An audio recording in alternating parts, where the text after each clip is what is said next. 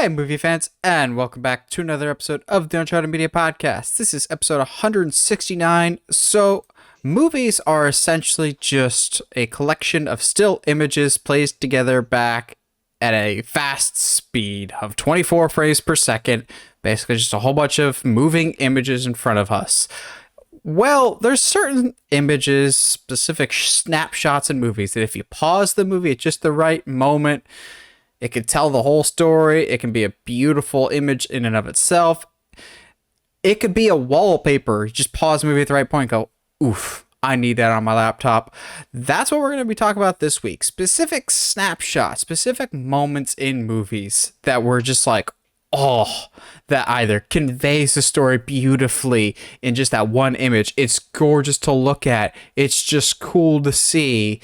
Anything that really inspires or makes us feel things just from one specific image. We're not looking at full scenes or full movies, just one snapshot in time for these specific movies, one per movie. We don't have a set list, but just one per movie of specific shots in movies that were like, oh, we're blown away by the time and dedication that went into that. But first, before we get into all that, Josh, how you doing tonight? I'm chilling, my dude. Dude, it feels like we don't talk often enough and like only on the podcast. And so like it's just great to Well, we just see communicate my through buddy. memes. Yeah, we do communicate in memes, unfortunately. I've recently through conversations with unfortunately people younger than I am, realized how much of a meme lord I am. And that was a very sobering reality to say the least. What, you're old? Yeah. It's like how I mainly communicate through GIFs and memes nowadays. And it's like, yeah, that probably should not be the case. Yeah, I'm one of those people that if you're one of the people that follows me on Twitter, more or less the official Uncharted Media Twitter handle, so I believe it's either Uncharted Media or Media Uncharted, you follow me there. I can't like not either comment or post something without a GIF attached to it at some point, and I'm like, are human words failing me? I have not really watched anything this past week. Heather and I watched Moneyball again because it's that time of year, and God, it's such a beautiful movie.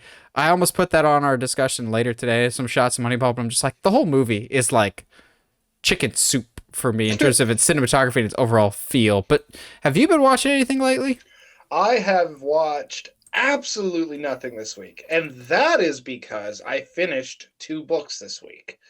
I texted you as soon as I did. I finished Half-Blood Prince, which easily was as close as an adult as I have gotten to a religious experience.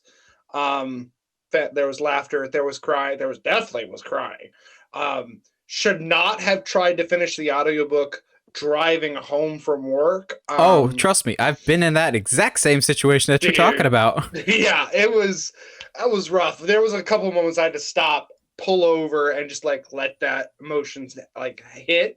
And then actually this afternoon I finished Mistborn by Brandon Sanderson, and it's peak. It's so good. Like it's one of those slow burn fantasy books that like the first 2/3 are like they're good and you can tell we're going somewhere, and so you're along for the ride, but it kind of takes a little bit of time. But then dude, when that last like third of the book opens up and just decides to go hard in the paint, like golly, that was a good time. And I actually already own the second one, so I'll be starting that here soon after I read a book that I've had in my Kindle for like a month that I've been meaning to read. But yeah, other than that, I haven't really watched anything. Oh, the I know struggle. after this recording, I know that me and my brother and my dad are going to go watch the first episode of Moon Knight, my dude. Same. I'm going to chop this episode up and make some very late dinner with some Moon Knight, I think. I'm excited. I'm really excited. Oh, also, Moon Knight tonight, but also Young Justice second half of season 4 starts tomorrow, so I'll be getting up early for that. I know we're going to continue with these like 4 episode mini arcs I don't like them. I miss the team interplay. I know that they're trying something different this season, but I really hope for next season, if it happens, because it still hasn't been confirmed. If it happens, I'd like to not go to these mini arcs. Like, we are this far into the season. We're in the second half of the season, and Dick Grayson has only had one line, I think. Like, there's so many characters that I'm like, I love this character and this character. I haven't seen them yet, but I'm so glad I've spent 4 episodes with this character. I miss the team interplay. But I feel that. And I haven't watched since the first 2 episodes that we watched at DC Fandom. So I should probably catch up with that. This season is okay. I'm still concerned I don't know what the bigger picture is yet. And normally by the halfway point, I kind of do. But yeah, agreed. Boys, there's some random news this week. Kicking us off this week for movie news is a trailer that kind of just dropped out of nowhere. They're like, oh, hey, remember that, like, other Tom Cruise high-profile movie that he's got coming out? Here's the trailer for it. And we're all going, oh yeah, that was a thing, right? Yeah, that's a thing. It was weird. They're just like, oh, yeah, by the way, the new trailer for Top Gun Maverick out now. I'm going, oh, thanks for the heads up, guys. So I watched it. I don't know if I like it as much as that first trailer, because that first trailer was so good. But I still like this trailer enough. It doesn't kill my excitement. This is coming from someone who doesn't particularly care for the original Top Gun. I really don't understand the hype. I really don't. If you look at Top Gun, there's no plot. There's no story. Like, it's just dudes that have trouble expressing their true feelings about each other to one another. Yeah. It's very much that. It's 300 before 300, but there's no story there. However, I've been excited for this one because some of the camera work has just looked spectacular.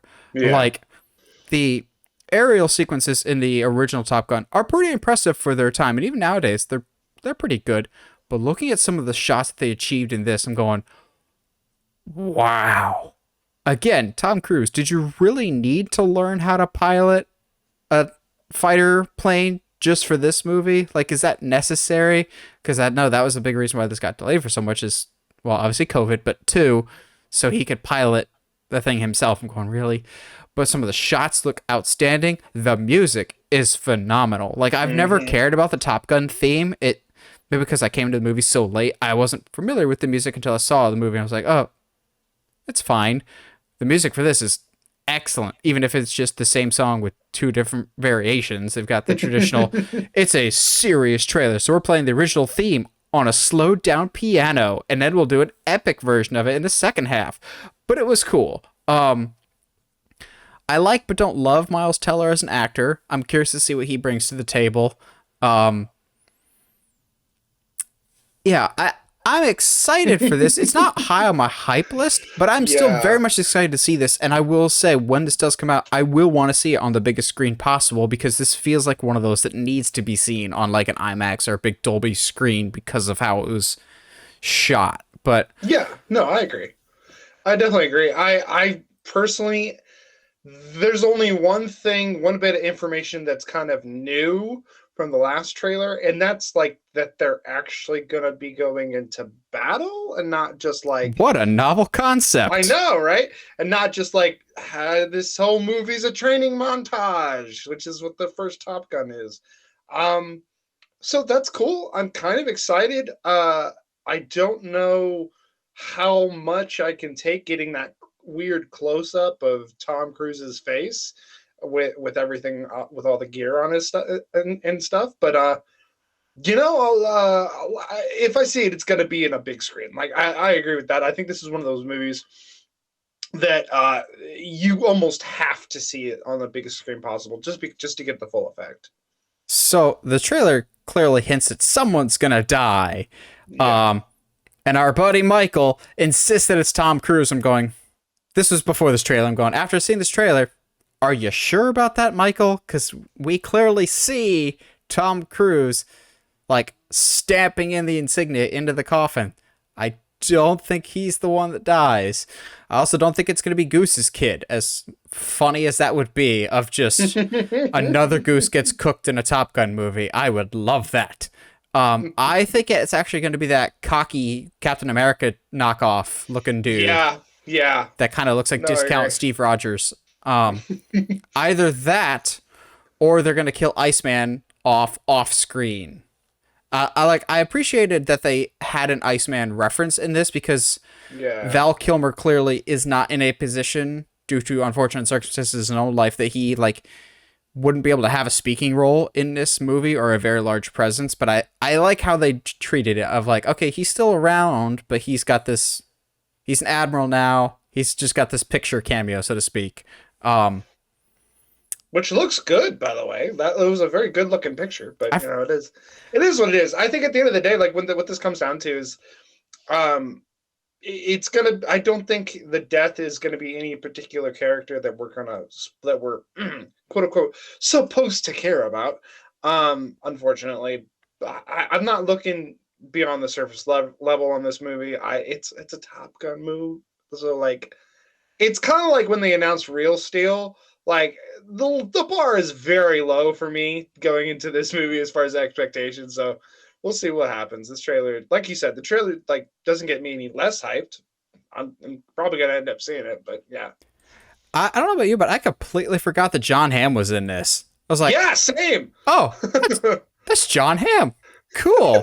He looks like a grumpy curmudgeon in this. He's great at doing that. Yeah, the cast looks like a solid mix of like known people and unknown people, like, you know, Cruise, you know, Teller, you know, Ham. Again, I'm excited for this. It's not high on my hype list, but I'm significantly more excited than I should be for a movie that I didn't actually care for the original. But the camera work in this has looked really impressive. Music should be really good. So we shall see. A movie on the flip side, though, that I'm actually a lot excited for, if it even is a movie that we don't know what it is at the current moment, but that is a Nova project that supposedly has been officially announced by Kevin Feige. I don't fully know the context of when he said this or why he said this. Maybe he was promoting something with Moon Knight, because that they were doing some press for that. But he all but confirmed, hey, we're doing a Nova project for Disney Plus. He didn't specify if it was a movie or a TV series, and maybe they don't even know at this point. But they said they're moving forward with a Nova project, and it's going to be written by the guy that wrote Moon Knight. I don't know if that's a good thing or a bad thing. This time next week, Josh and I will be able to give you our first thoughts on the first episode of Moon Knight, because we haven't watched it yet. It's getting pretty decent reviews, and people are saying it's very different for the MCU, which gets me excited. But you and I have both been asking for Nova for a really long time. One, because we like the character. Two, we like the character via Ultimate Spider-Man. And three, it feels like the one character in the MCU that has had a dangling plot thread the longest. Because, one, the Nova Corps got introduced in the first Guardians of the Galaxy in 2014, and then we heard via Thanos that Xandar and the Nova Corps was decimated right before Infinity War. So is that where Richard Rider comes in? Now, again, we are speculating that it's Richard Rider, the most famous Nova Corps. Mm-hmm. Feige didn't specify whether or not it was Richard Rider, but I would imagine that's who it will be. But it feels like there's been Nova talk ever since the first Guardians of, is he going to show up in Guardians 2? Is he going to show up in Infinity? I remember there's talk of him showing up in Infinity War as like I avenge my fallen comrades. But this feels like something that's been in the ether or in the back of people's brains for a little bit, at least the people in creative. I would like to see this a lot. One, I thought Nova's design is one of the coolest designs out there, but two, he opens up a world of cosmic opportunities, and I think that's the direction that we could be going soon. I know a lot of people were speculating that after Endgame that we could be looking to the stars. I think if we're sorting this by phases, phase 4 is all about multiverse stuff. with Mhm. Loki, WandaVision hinting at it a little bit, full force with Spider-Man, and it's absolutely going to be ramped up with Doctor Strange.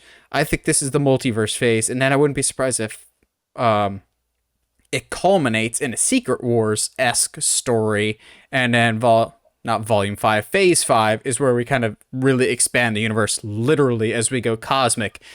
Maybe that's where we get introduced with Fantastic Four. Maybe there were people that got stranded in space because they are explorers after all. We can get some Mhm. Galactus. We can get some. We're already getting the Marvels, the Captain Marvel sequel. I'd imagine Yeah. that's going to be cosmic in nature.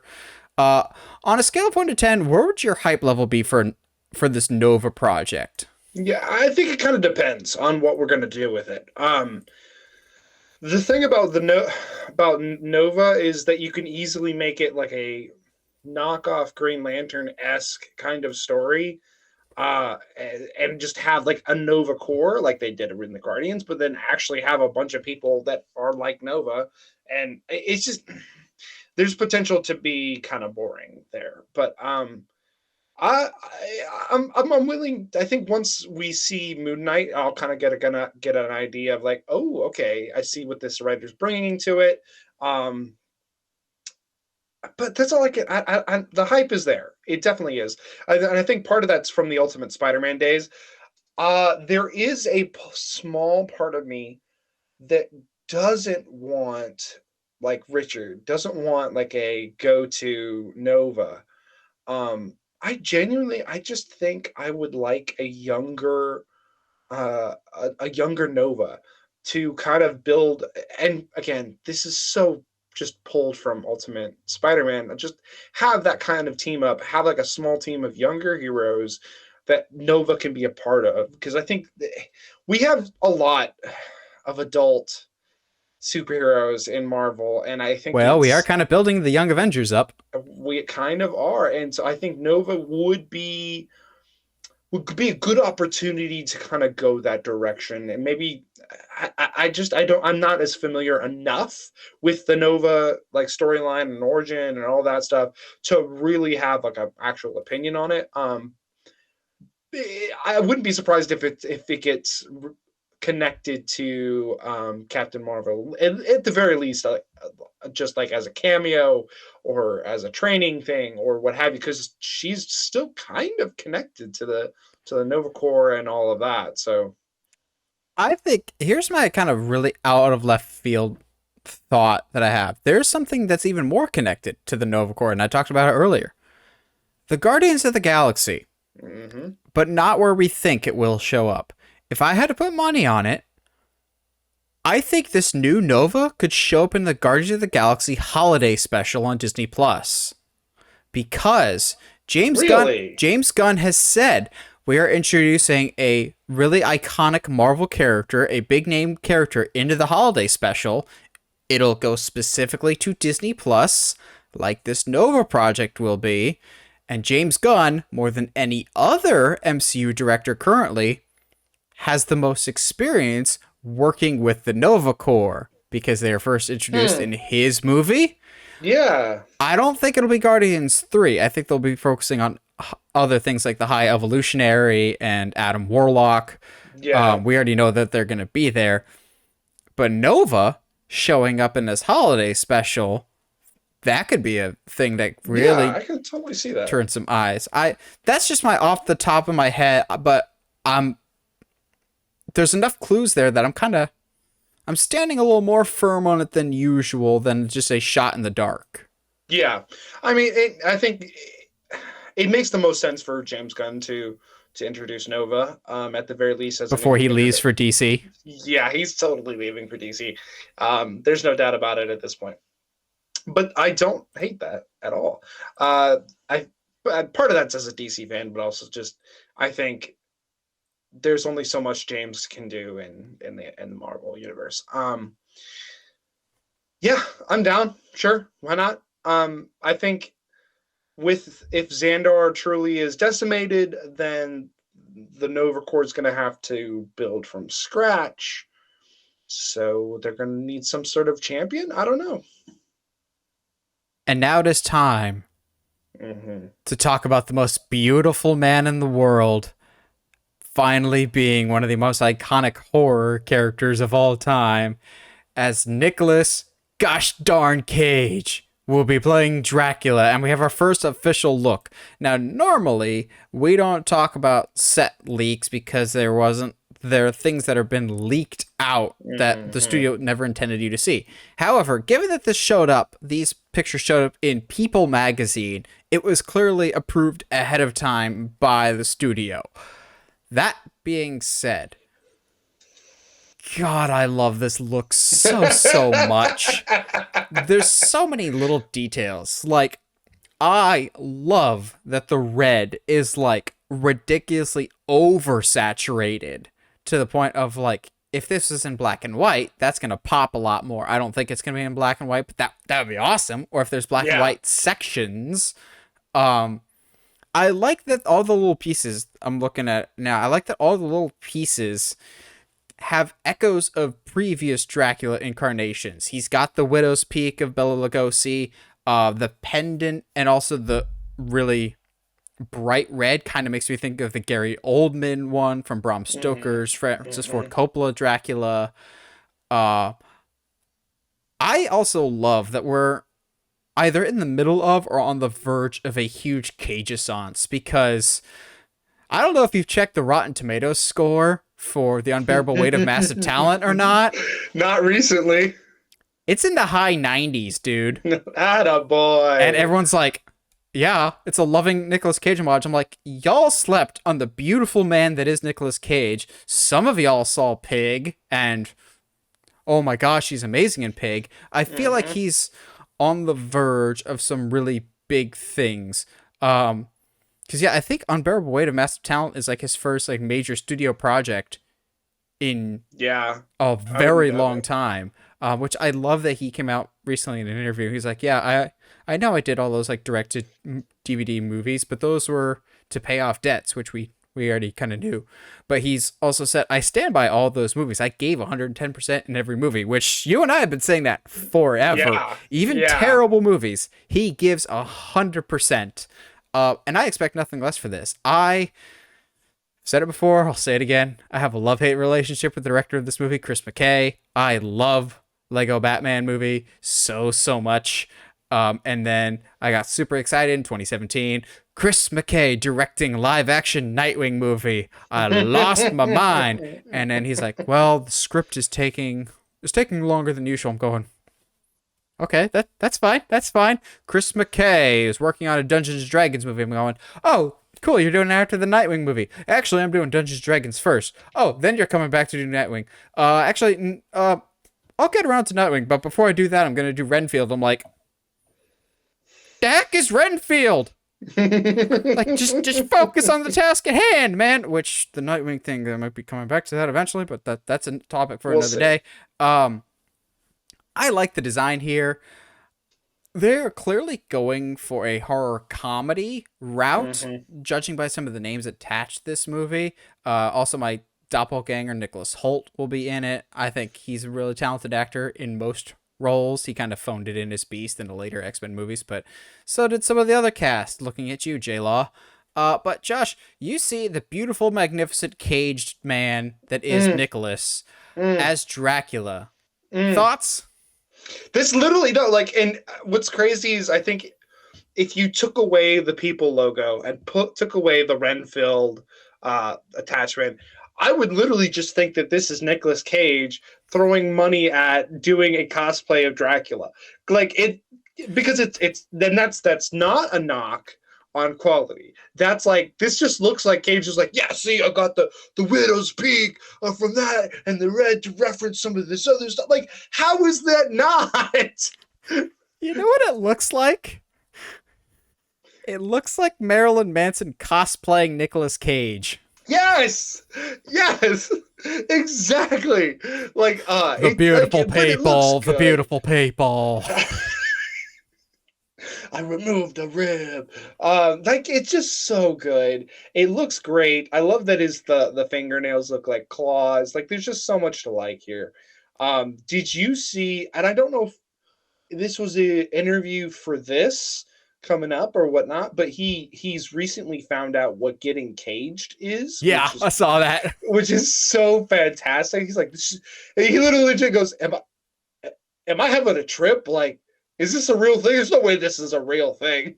Like, yeah, bro, you are it's like when Brendan Fraser found out that The internet loves him. the internet loves him. I was like, yeah, this is wholesome. Love this. But I'm excited. Like, I have no real attachment to whether or not if this movie's good or not. But if we get a Renfield movie with a What We Do in the Shadows vibe, I will not hate this at all. At all. Also, from everything we've seen, this is the actual like text logo for the Renfield movie, which if that's the case, oh, I love it because that's the actual Dracula logo from the original Dracula poster. Like the color's right, the font's right, the angle is right. So I'm going, okay, so if they're willing to pay attention to the little details like that, then I have total faith that they'll pay attention to the little details and other things. Also, really like Chris McKay's The Tomorrow War. That's another one that he did that I enjoy. It's not the best, but Chris McKay makes good popcorn flick movies, sometimes with extra heart like Lego Batman. So this is definitely rising up the ranks of my most anticipated movies because I was listening to a podcast earlier today that was talking about Tucker and Dale versus Evil, one of the greatest movies ever made. And they tried to list horror comedies. And when you really get down to it, the list of movies that are both good at horror and good at comedy are really small. Typically, it's one or the other. That's why I love Tucker and Dale so much because it strides that line. If we can get another great horror comedy down here, like Tucker and Dale versus Evil, like Cabin in the Woods, of something that's creepy, but is aware of what trope it's following, it can still be scary but funny. Oh, count me in, because I love to laugh, but I love to be scared. I think that's why I love the pairing so much, but it's so hard to get right. Yeah. And I can totally see, like, I think the funniest thing in my brain that I can see for this film is it's color all the time until Dracula gets mad at Renfield, and then it switches to black and white for some reason. No. There's so much to love, and I just think I'm excited to see what we do with this. Listen to them, children of the night. What music they make. I don't drink wine. I just need the bad Nicolas Cage voice to say some of the iconic Bela Lugosi lines. I just need it because why not? Also, if you're doing a superhero casting bingo card, this is not one of the ones that I would have anticipated anytime soon. And that is, we have the main villain for the upcoming Blue Beetle movie starring Xolo Maridueña from Cobra Kai as Jaime Reyes. We have Basic Instinct Sharon Stone playing Victoria Cord. Now, for those astute listeners or viewers at home that know their DC Comics history, Sharon Stone has already been a villain in a DC Comics movie. Quotations around DC Comics, as she was the bad guy in the Catwoman movie that very quickly became high on Josh and I's list of worst movies that we've ever watched. Like, dude, if you make a guide of how to make everything wrong in a movie, top of the list is Catwoman. Maybe above The Room, because The Room had no budget and it was made by amateurs. Catwoman was made by quote-unquote professionals. That being said, I have two minds of this. One, I think Sharon Stone's a great actress, so I'm really excited to see what she brings to the table here. Two, them announcing the name kind of may hint, for the first time ever, about the plot. So for those that don't know, Victoria Cord will be a completely new character for this movie. However, the last name is not made up. Ted Cord is the second Blue Beetle, and probably the most well-known Blue Beetle. I would not be surprised at all, and my early prediction is Ted Cord was her husband, and they ran Cord Industries together, because in the comics, Ted Cord was kind of like if Tony Stark had a conscience, or like an Oliver Queen, of like they have their own I don't know, electronics industry, like technology business, basically. Like, they're super wealthy. I would not be surprised if either she killed him trying to claim control of the Scarab, or like he had been Blue Beetle for a little bit using the Scarab technology, but not the Scarab itself, because that's a big distinction. Yeah, yeah. Blue Beetle, the new Blue Beetle, the one that this movie will be following, Jaime Reyes, has basically an alien backpack that has a brain of its own that gives him the armor. It interfaces with him. It's attached to him forever. The Ted Kord version of Blue Beetle made his own stuff. He was a scientist. He did not have something attached to him. Maybe Ted Kord was in this universe at one point, and either his sister, his wife, whatever Victoria's connection is trying to maybe get the Scarab back from Jaime. Maybe she's trying to use the technology. Maybe she's running Kord.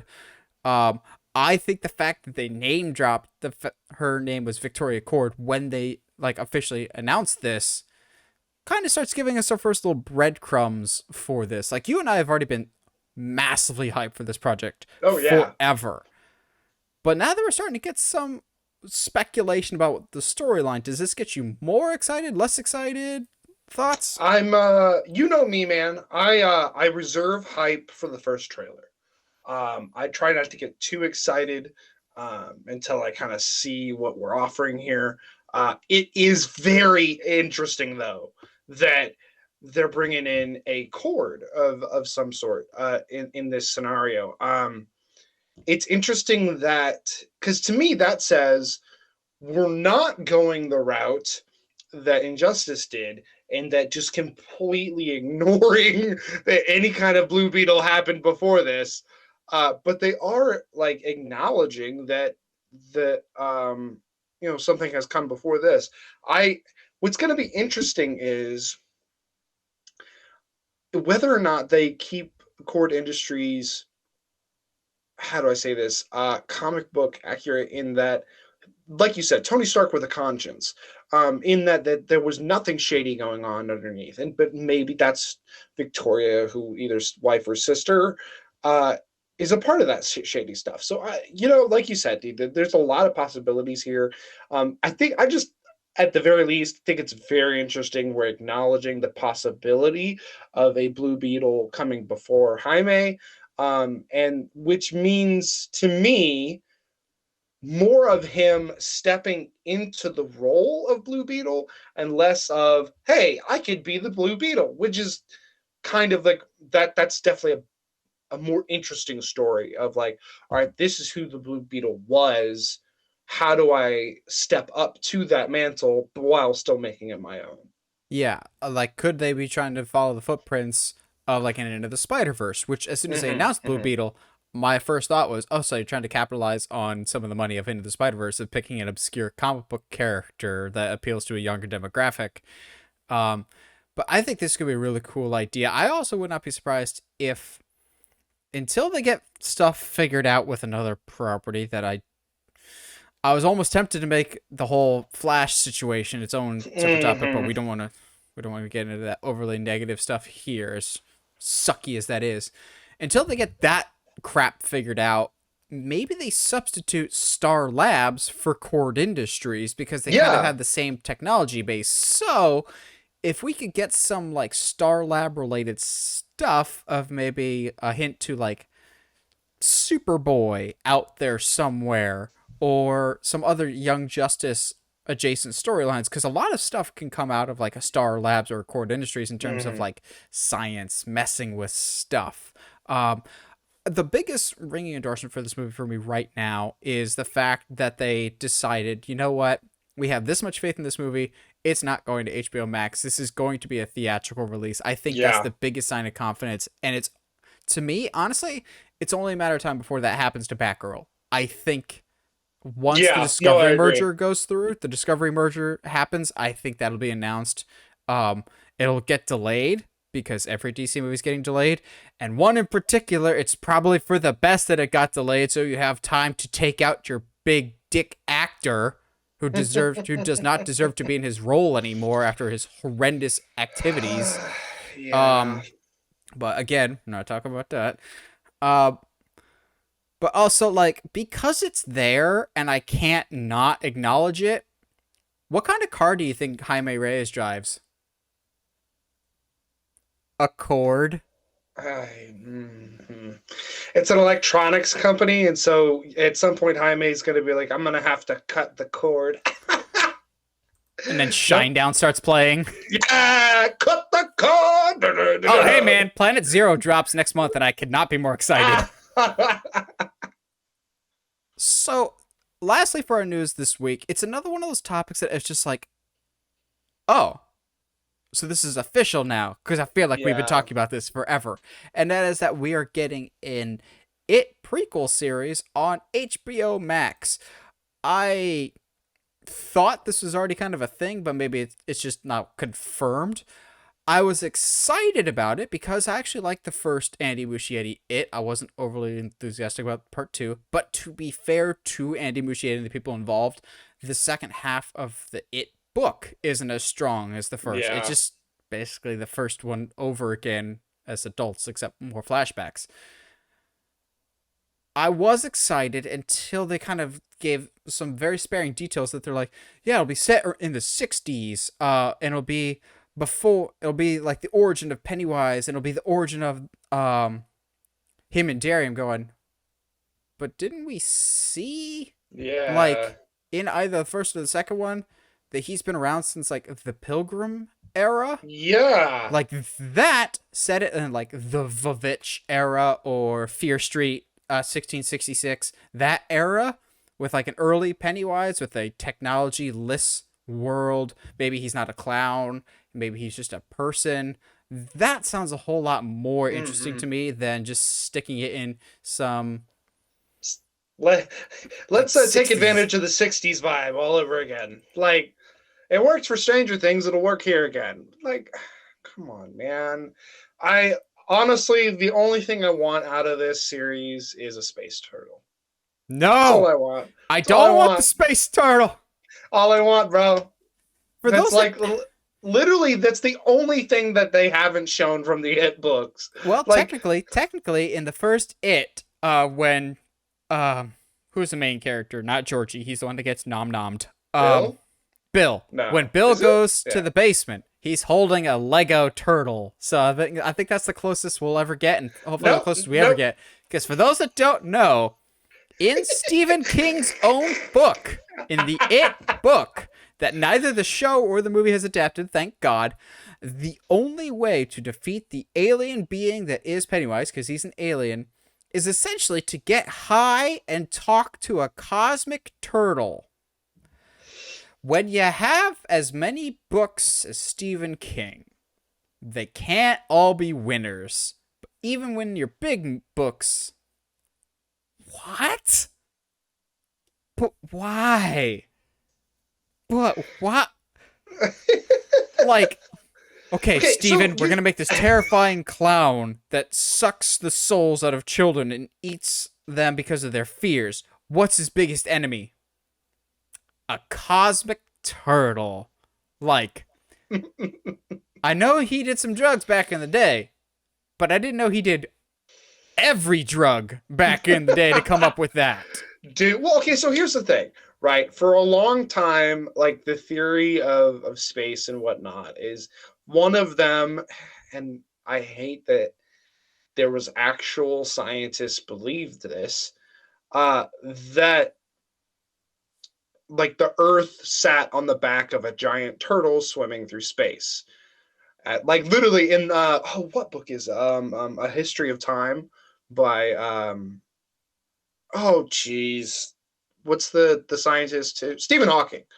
It's a Stephen Hawking book. He literally like has a conversation with a scientist, and he's like, well, wait, so like if there's turtles in space, what are they standing on? And he legit, like, the science makes eye contact with him and goes, it's turtles all the way down. So that it's not from nowhere, but like it is from nowhere. Why are you trying to justify this, man? I just don't look like I'm just saying that the cosmic turtle thing is an actual like scientific belief that was held at one time. Okay, but that being said,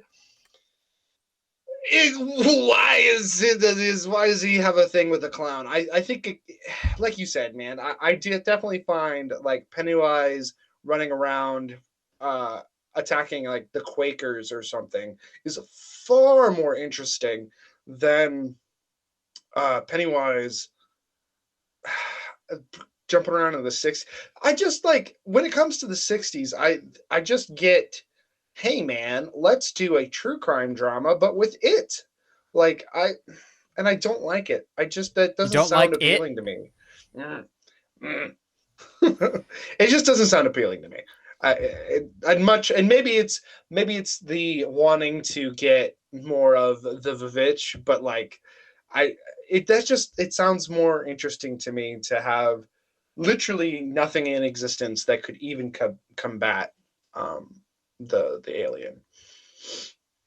To me, this feels like a situation of we more or less just kind of want to continue our partnership with Andy Muschietti, which Andy Muschietti did both the live action It movies. He's doing the upcoming Flash movie, which, should scrap the entire movie, recast the actor, and try again. I will continue to say you need to get rid of Ezra Miller. Again, it's not its own news topic, so I can't harp on it for too long, but he's becoming a massive problem now. But I think, like James Gunn, I think Warner Bros. Is realizing the need to have, in sports terms, homegrown talent, so to speak, Mm-hmm. and keep Andy Muschietti in-house. So maybe this is a project he himself is championing, because he took to social media as soon as this was announced and more or less confirmed of like, oh yeah, this is happening. And if he's confirming it, makes me think that he's connected to it somehow, which is Yeah. totally fine with me. Again, didn't love the second one, but I don't think I hold him responsible for that.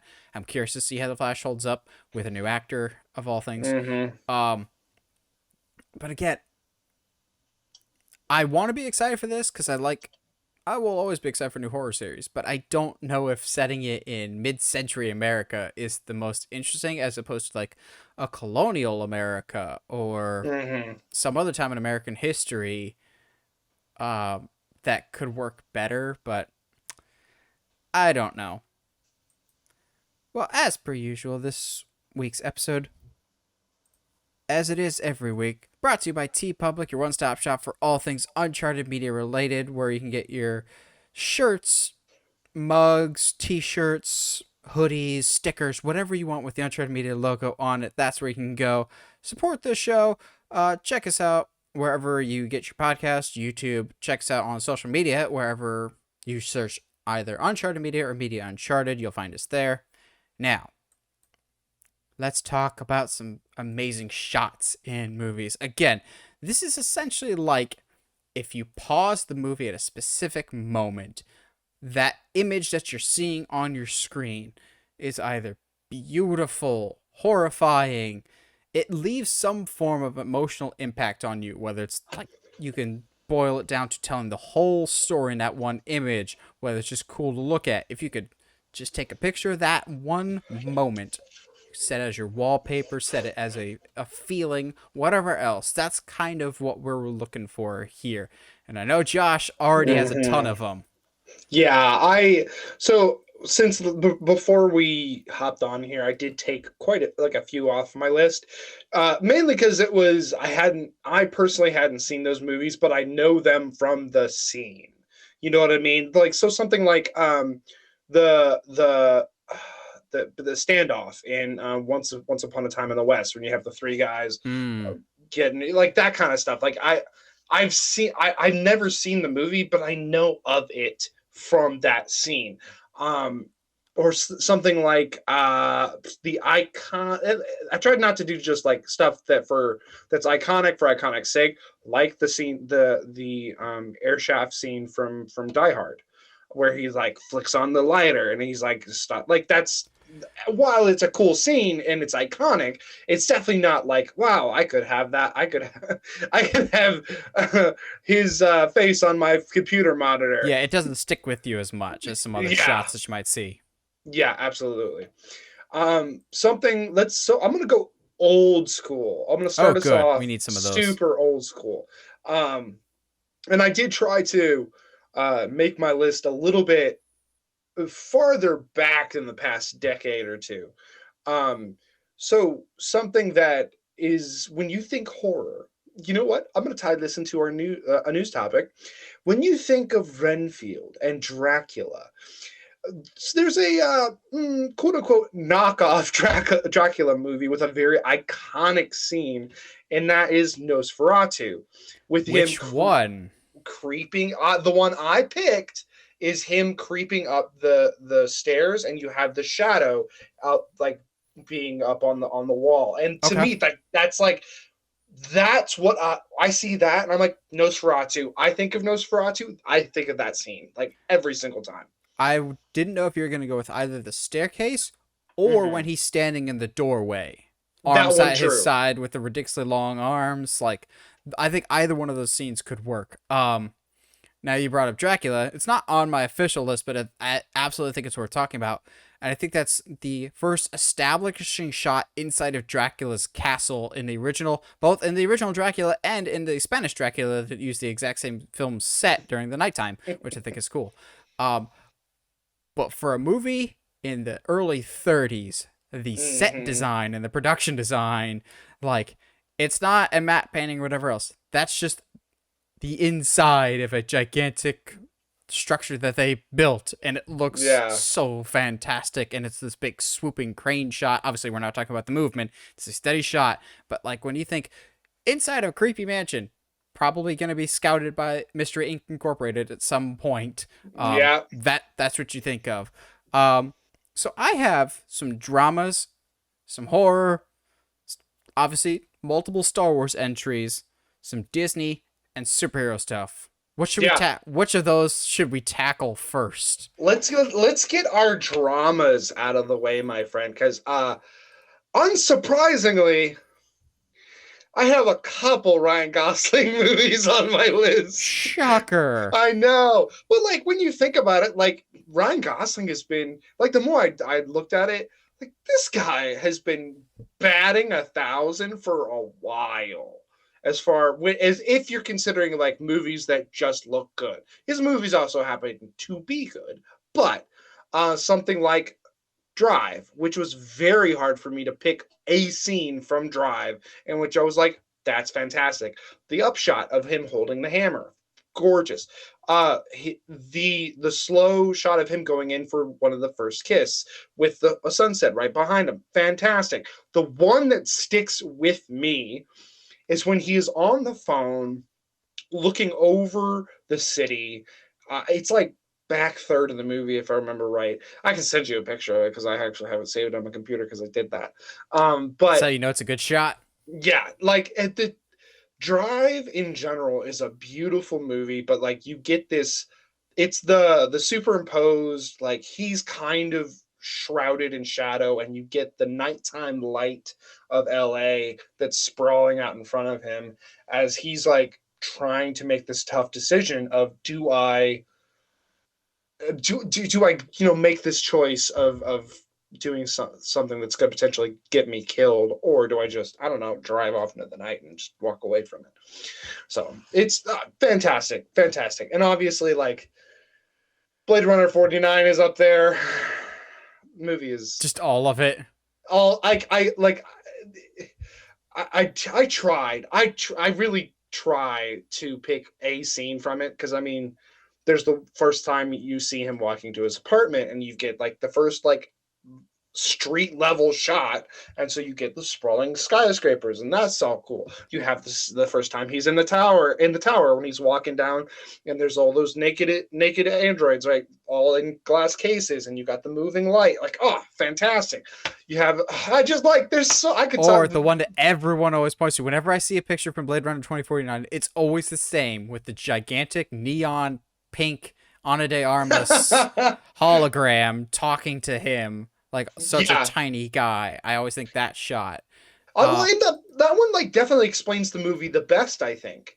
Is because in that scene she's like, you look like you're really alone, little man. And like that's that's how he is like most of the movie. So it's fantastic. It's a good shot. So Good my shot. No, following my train of thought here, follow yeah, the yeah, breadcrumbs yeah. here. Ryan Got you. Gosling was in La La Land. No, I don't have anything from La La Land. But La La Land was a beloved Academy Award movie about musicals. Another recent Yes. movie about musicals, Tick Tick Boom. Yes. I love the pool shot, the overhead Yeah. shot, and seeing the lines in the pool as musical bars. I'm going, oh, that's a beautiful shot. That must have been so difficult to make. Either that or when he pushes the wall in the diner down and opens Oh up yeah. everything. You're going, oh, that's pretty. There's a lot of. Lin-Manuel has a really good eye for shots, which really surprised me. Tick Tick Boom has beautiful cinematography. I don't think I have any Ryan Gosling on my list today. Really? Nope. Really? I mean, I can't blame you. I mean, I'm definitely biased because like Drive, like Blade Runner, Place Between the Pines, Nice Guys. There's a lot of like really good Nice movies that guys. he's The been shot of the two of them in the elevator. in. Fantastic, love it. But there's just a lot to love. I think about his movies typically are visually very interesting, and so it's not that surprising. But Which makes me really excited for that Wolfman movie he's got coming out. yeah, Oh baby, let's yeah. go. What else you got? Let's I'm gonna do. I don't know if you've ever seen this, and if you have, it's probably been a long time. It's a small movie with our boy Ewan McGregor called Big Fish.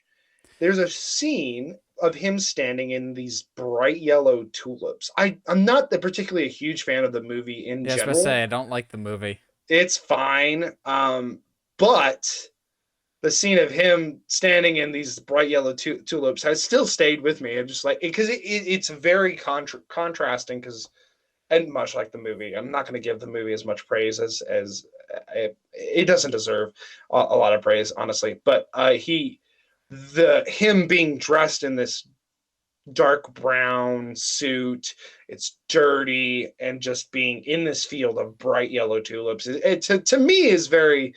I don't think they're actually tulips, but it doesn't matter. It's very pretty to look at. It would make a good. It's a good desktop background, to say the least. So, one that I didn't even really consider, and it's probably looking on my list. It's the oldest movie on my list, and it's one that I didn't even think of until I was doing some research, and I was like, oh yeah, that was the moment in the movie that I knew I loved this movie, and it's one of the best movies ever made. 12 Angry Men. I Oh, Have you seen 12 Angry Men? I don't think I have. Really? Who's in it? Henry Fonda. It's the one where a kid is accused of murder and there's kind of very sketchy or barely any evidence. So basically, like 11 guys say he's guilty, but one guy saying he's innocent. And it's basically the entire movie is just in this one room. Um, Hmm.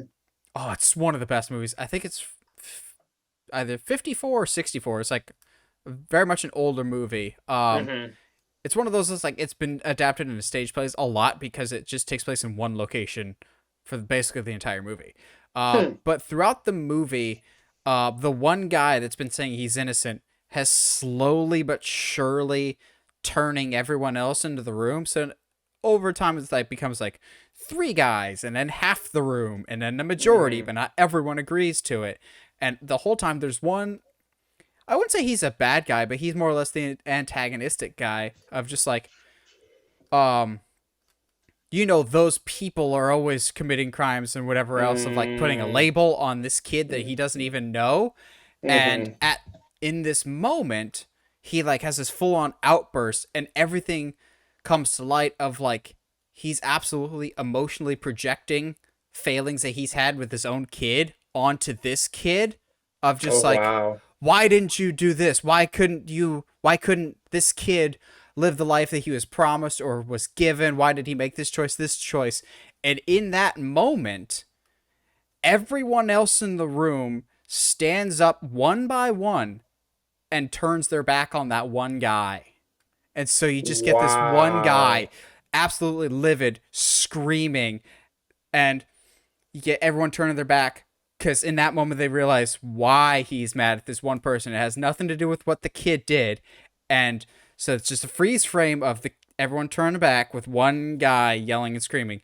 And I'll spoil it for you now. The scene ends with him just having this big breakdown and just sobbing his eyes out on the table, going, "Innocent.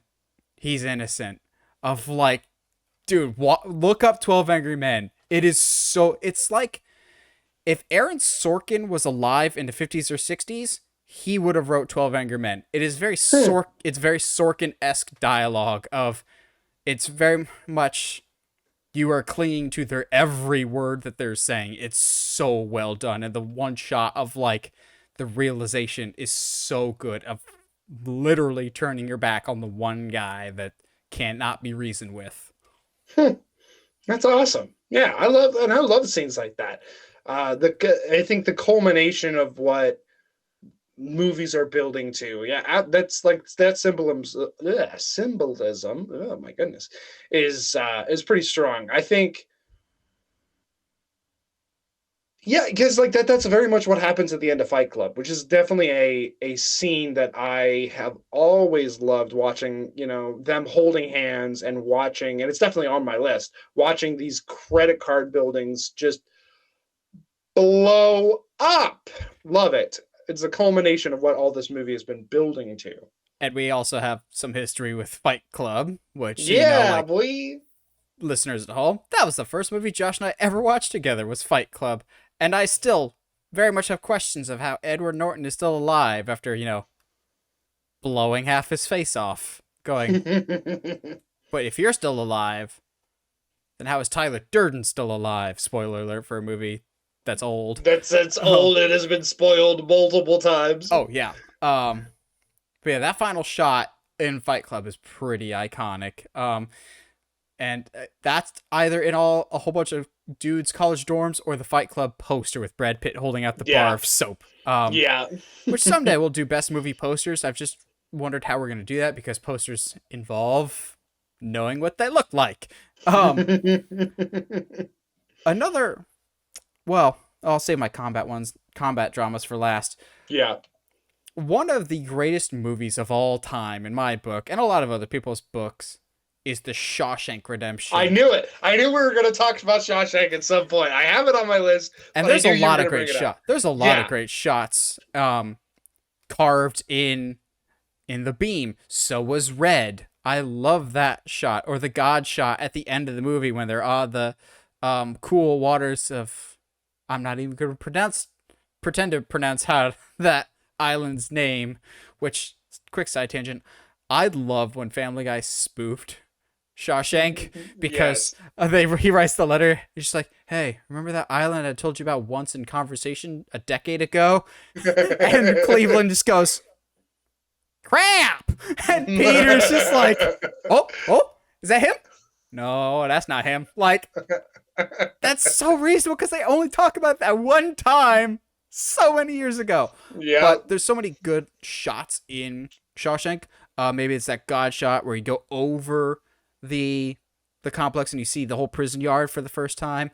But for me, you've got to go with the most iconic, with the Andy Dufresne crawled through 500 yards of crap to get to freedom on the other side. And you get the man with wide open arms as the rain comes down on him as he's literally cleansed of his sins that he didn't even commit. It's very literal in terms of what that shot is. Yeah. But God, it's composed so beautifully. It's lit perfectly with the lightning coming in.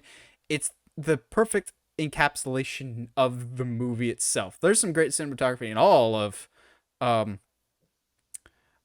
Shawshank Redemption, primarily because you had the fantastic what is his name? I know the cinematographer. I know the cinematographer's name. Roger Deakins, who also did Skyfall, which also looks gorgeous. There's a couple shots in Skyfall, like the first time he comes into that club with the Komodo dragons, and you get all the little low lights.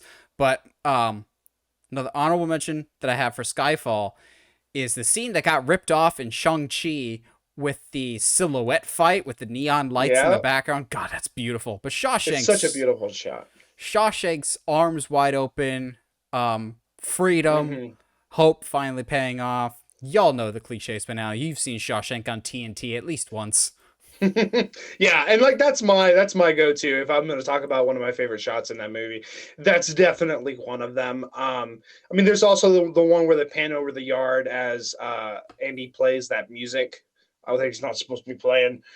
There's that shot. It's fantastic, but it's definitely arms arms out, being rained on after finally escaping. Like it's just so good. There's no denying it. So let's go ahead and talk about Skyfall because that's definitely on my list. So All of um, Skyfall is gorgeous. When the house it is burning is. down and he's got the silhouette and running away from the fire. Oh, When he's under the dude, water and he's hitting the ice. there's so many good. So if you had to pick one shot from Skyfall that you feel like, I want to say emotionally registered with you, what would that be?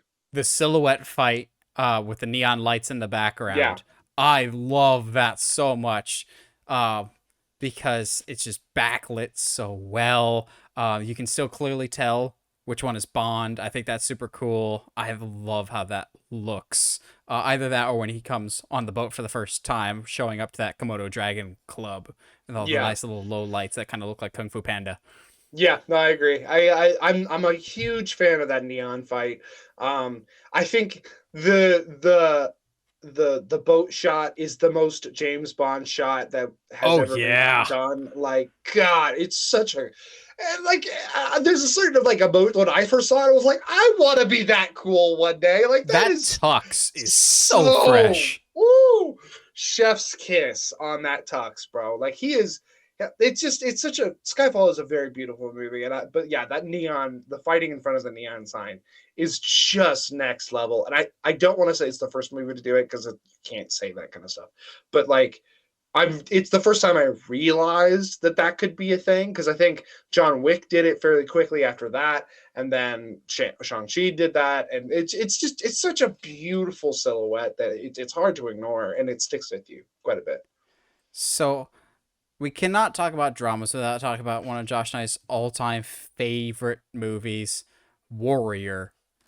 Okay, War- okay, I I at first when I first watched it, I didn't love Warrior cinematography, but the more I watch it, the more I love it because it has this gritty realism to it. It's very much in your face. Like I'm not a big shaky cam fan, but the way they utilize it in Warrior is really well done.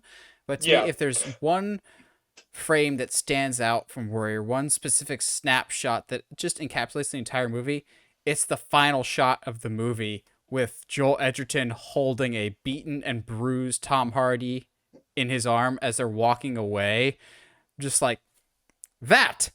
That's the movie right there. It's so good they put it on the cover of the Blu-ray, which I'm going, spoiler alert there, A little guys. bit. Why are you putting the ending of the movie there?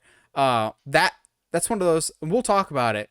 I love when you can look at a specific frame and you get the whole picture. You get the whole picture of everything that Warrior is Yeah. just from that one frame of it's Cain and Abel minus the murder, basically, of Basically. brothers squabbling. I mean, if there's another round or so, just pop the other one out and there you go. Yeah. Um, Yeah.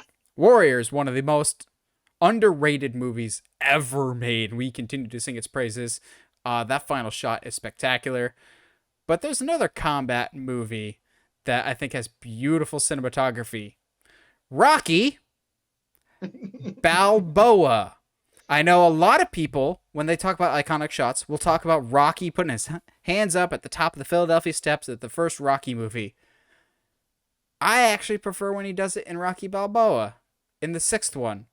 One, Really? the dog is super cute, but two, I love the snow aspect of it. I think it's more of that grit of underdog's side of Rocky, of the cold, harsh Philadelphia winter, but he's still gutting it out. Also, I love the behind the scenes story that Sylvester Stallone talks about of like on that day he really wanted snow, but of course it wouldn't snow that day, wouldn't cooperate. And so they did a couple takes, and they're like, dude, it's just not happening. It's not snowing today. And so Stallone was like, no, no, we'll do it one more time. And if it still hasn't snowed, then fine. We'll just pack it up and go home for the day. On the last take, it starts snowing. And they're like, let's do this. Let's do this. I love Rocky Balboa, the sixth one, so much. I know everyone always talks about the first one. The sixth one for the Rocky movies is probably my favorite, more so than any other. I love the old man coming out of retirement and getting stuff out of the basement, more or less, as they say in the movie. Is it the basement or the attic? Either way, of getting everything out of your system when everything tells you no. I like the snow visual a lot more. It just works for me. I really like the cinematography in Rocky Balboa, and I like that moment specifically. No, I agree. I definitely, I think in general, I like that, the arms raising scene. I like it the best in six. I will say though, I don't think that's the best scene cinematographer wise. You know what I'm trying to say. Cinematographically? Yeah, sure. Let's go with that. In Rocky is I prefer the shot that like I got amped for was it's during one of his runs when he runs the full length of a ship out up by the harbor. I think that's Rocky 2. It might, I don't know. They all start to blend together after a little bit. But yeah, it to me, I like that shot quite a bit. But yeah, it's Rocky 6 is where it's at. It's interesting. I don't have anything from Creed on here, but that's not because the cinematography's fine in Creed. It's good. There's but good also, moments, but not specific snapshots in time. Yes, I agree. I think there's and that's something that I think with some of these moments in some of these movies is like if we talk about some of these we're both going to have different moments about one of my favorite combat dramas was a little movie that I expected absolutely nothing from, starring Brad Pitt and Shia LaBeouf as tank operators. Yeah. Dude, the cinematography for Fury is outstanding. The moment that does it for me, and it definitely helps that it's kind of like the climax of the film, is the house that they've stationed up against is burning down behind them, and they are on their last guns. They're like just going to town as the Germans come in, and just the shot is so gorgeous. The house burning down behind them, and they're just surviving as best they can. It's so beautiful to look at. I mean, it's obviously it's chaos and death and take it seriously, blah, blah, blah. But like, it was definitely a moment that took me out of the movie for like a half second of like, oh, I like that. That's pretty to look at. Because they stay on that shot for quite a bit.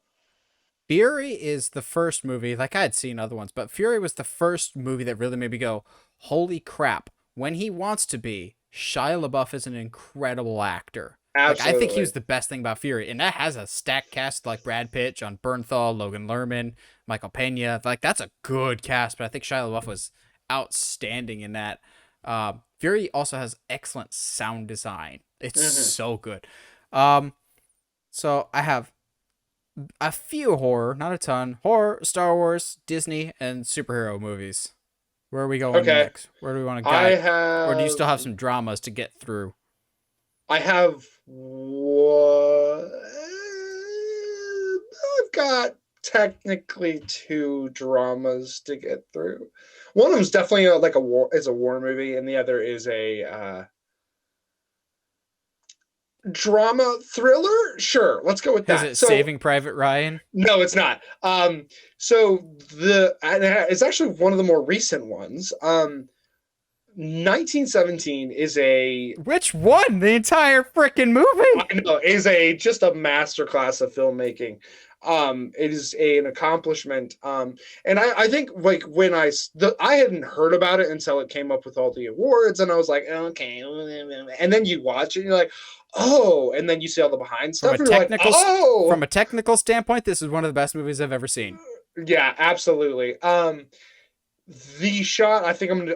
It's gosh, it's just so hard because there's the shot where he right before he jumps off the bridge, that you see everybody chasing him, fantastic. But I think I have to go with that long.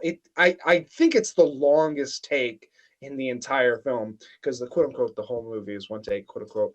Um, but that long take where he's running down the green, and Yes, everybody's I completely charging. agree.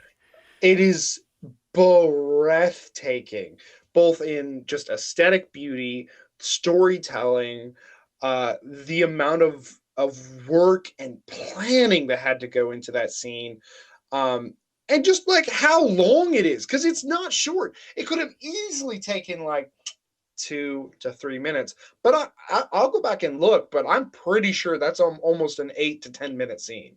I remember seeing it in the theater in that specific moment when he climbs up for the first time and the music's building, the fantastic Thomas Newman score. It's one of the only times I've ever like actually white knuckled my chair, just going, Yeah. "You're this close, go!" And if you just freeze it in that moment with the explosions going off next to him, I love that he doesn't have the choreography. Like he almost trips on two separate guys in that moment. He's just And then charging forward. It's and then he just, actually trips. yeah, it's just, it adds to it. It's so, 1917. I won't say it's one of my favorite movies, but in terms of, from a technical standpoint, it is one of the absolute best movies I've ever seen. I'm continually blown away by it, and the cinematography is just outstanding. 1917 is, I think I put that as my best movie of the year that it came out that I saw it, because I know it had limited release in, I think, December, but Yeah. wide release in January. Yeah. The last quote unquote drama, it's definitely more like a thriller, but I would be remiss to have a conversation of best snapshots or best scenes, best if I didn't talk about Fury Road. You know me. I am so like this is easily one of my top 10 favorite movies of all time. It's absolutely gorgeous, and there are much like much like Blade Runner, there's a lot of scenes you can pick here. I think the one that has continuously stuck with me, and is one of the reasons I will rewatch this movie so much. It can easily be, when they're driving into the storm and they do that big pull out shot, and so you see how small the cars are in comparison to the storm, and that's beautiful.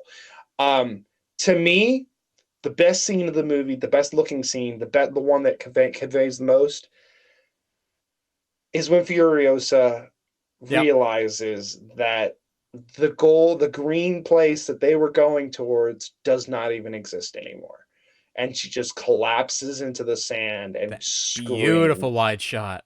Oh, dude, it gets me every time. Like Furiosa, because Furiosa is getting a movie or A series prequel coming up. movie with Anya Taylor-Joy. Let's go. Like, way to like make this a Mad Max movie, but like the side characters are just as, if not more interesting than Mad Max. Like, let's go. Absolutely.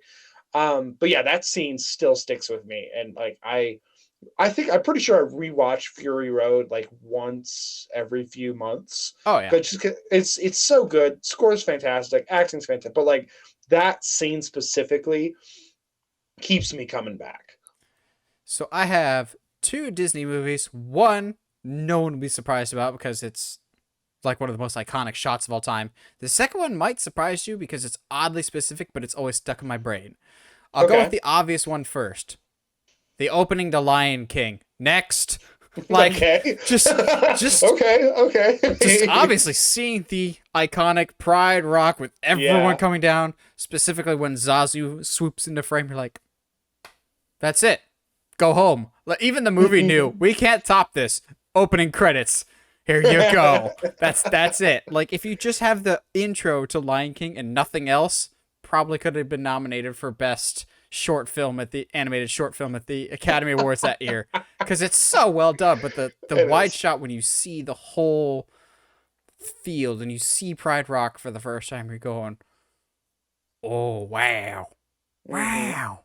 Now my other one is an oddly specific one, Finding Nemo, and it's Okay. probably nothing that you're thinking of.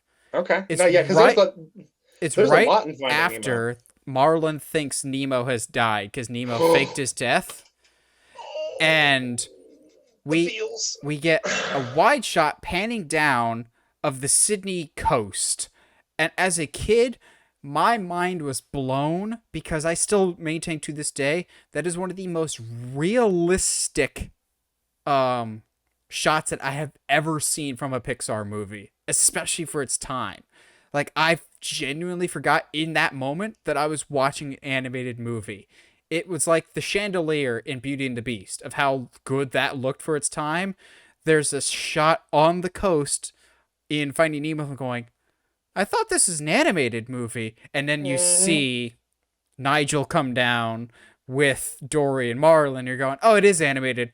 But holy crap, those rocks and that water. Water is so hard to animate, but that water looks real. And the Hmm. overcast skies look so real.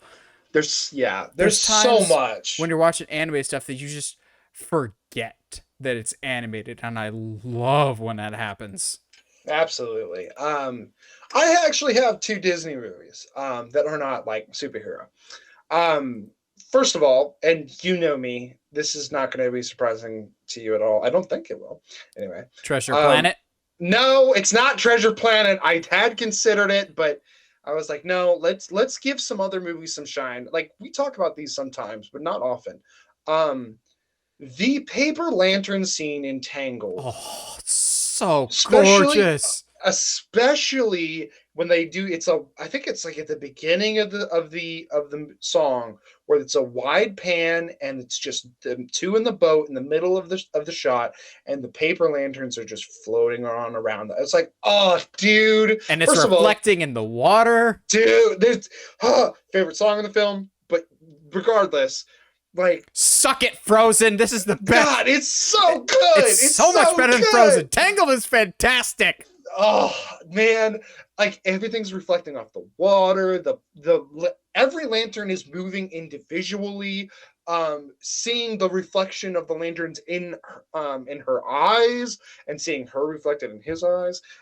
Like I just, dude, this scene is fantastic, and it's like it's definitely the culmination of a lot of stuff. I mean, it's supposed to be, but yeah. It's like Um, it gives me Kiss the Girl vibes from Little Mermaid, yes, except better and like yes. more beautiful to look at. Because honestly, Kiss the Girl, it's just Ariel and Eric in the boat, whereas this, like, the lighting is fantastic. The animation is gorgeous. Not saying anything bad about Little Mermaid as much as I have issues with her. God, I hate the Little Mermaid so much, mainly because of my last name and the mispronunciation. But Arl? Your name you will Ariel? die, Josh. But oh god, Tangle is just a beautiful movie in general. Mhm. But that one scene, they're just like, oh, the grown men are gonna love this Will. scene too. you you That will weep. that dude in the villain bar is gonna be bawling his eyes out too. Well, he will anyway. He just wants to love. Yeah, I got a dream. your dream The sucks. other scene that and I'm gonna say this scene. A, it's gorgeous. There's a lot going on in it, but it's the point in the movie that locked me in. I was kind of like it when watching Coco, I was kind of like, all right, yeah, like I'm here for this. This is cool, I guess. And then I mean, obviously, it's not for me in some ways, but it also is for me. But like when the first time he gets on that bridge and stops and looks up and looks surprised, and then they pan around and you see the entirety, and I'm pretty sure it's the only time you see the entirety of the city of the dead, and it's just all this smorgasbord of colors and buildings and just it's just so beautiful. And to me, I was like, oh, we're going there. All right, let's go on this adventure. Absolutely, I'm locked in. And like the way that when he moves across the bridge, and it's almost like they're leaves. It's just it's Coco. I know in general is one of those movies that is absolutely gorgeous, and some people really like, and some people are like, okay, it's a thing that happened. It is a But gorgeous movie for sure. absolutely. Like if we're doing like, I just need a shot of a movie that's absolutely aesthetically pleasing and emotionally fulfilling. I definitely think Coco has a lot of that to offer, and that one of those scenes is Yeah, definitely that for I me. remember seeing that scene going, God, I wonder what the render time was on that export. Like, jeez. Yeah, absolutely. All right. Do we want to do Star Wars or horror next? We'll save superheroes for last. Yeah, obviously, because we're gonna have a couple of those. Yeah. Let's go ahead and get our. Let's get horror knocked out of the way. I have two Um, horror. okay, I got three. I have three horror. Unfortunately, I couldn't think of any shots from 1408 that really stuck out, or else we could put that in the jar.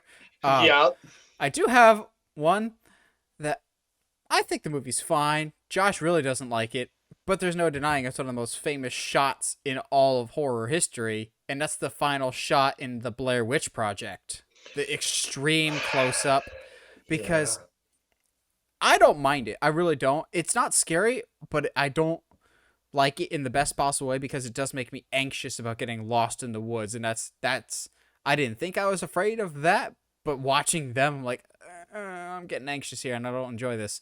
But seeing the final shot of the Blair Witch, like it's been memed to death, of the extreme close up of the person yeah, right in front of the camera, but just seeing that, you understand the entire movie. The fear in her eyes, the pitch black over her shoulder, using the negative space perfectly. You just, in that one single frame, you get what this movie's about. And in that one frame, you can tell whether or not this movie's going to be for you or not. It's not for everyone. I don't even know if it's for me, really. Uh, Also, they kind of did the same thing in Blair Witch, the new one. hmm Um, which that ending, I don't love the new Blair Witch. I don't think it's particularly good, but that final 15, 20 minutes are like poop your pants terrifying, and I loved yes. it. But I don't know if the new one has that level of iconicness in terms of that final shot. Even then, the rest of Blair Witch isn't as iconic, I think, as that one specific memeable shot. Well, and that's because you can barely tell what's going on. Anyway, You ain't wrong, but what is unseen is often just as scary as what is seen. yeah, you're not wrong. So we're talking about movies that you just give me a movie that I absolutely do not like. I'm gonna give you one that I know that I don't think you think it's as good as everybody else does. Elmo goes to So Grochland. let's talk about Get Out. So Oh. I Is it where he sinks? where he cries, yes. Oh, no, I'm I talking about where he sinks into the black void. oh no. See, like that's cool. I think that's a But cool like shot. But yeah, when he's crying, I when get that he that's when he when the he meme finally shot. yeah, I mean it's super memed and I understand, but like I think Get Out, and that's the scene that comes to my mind.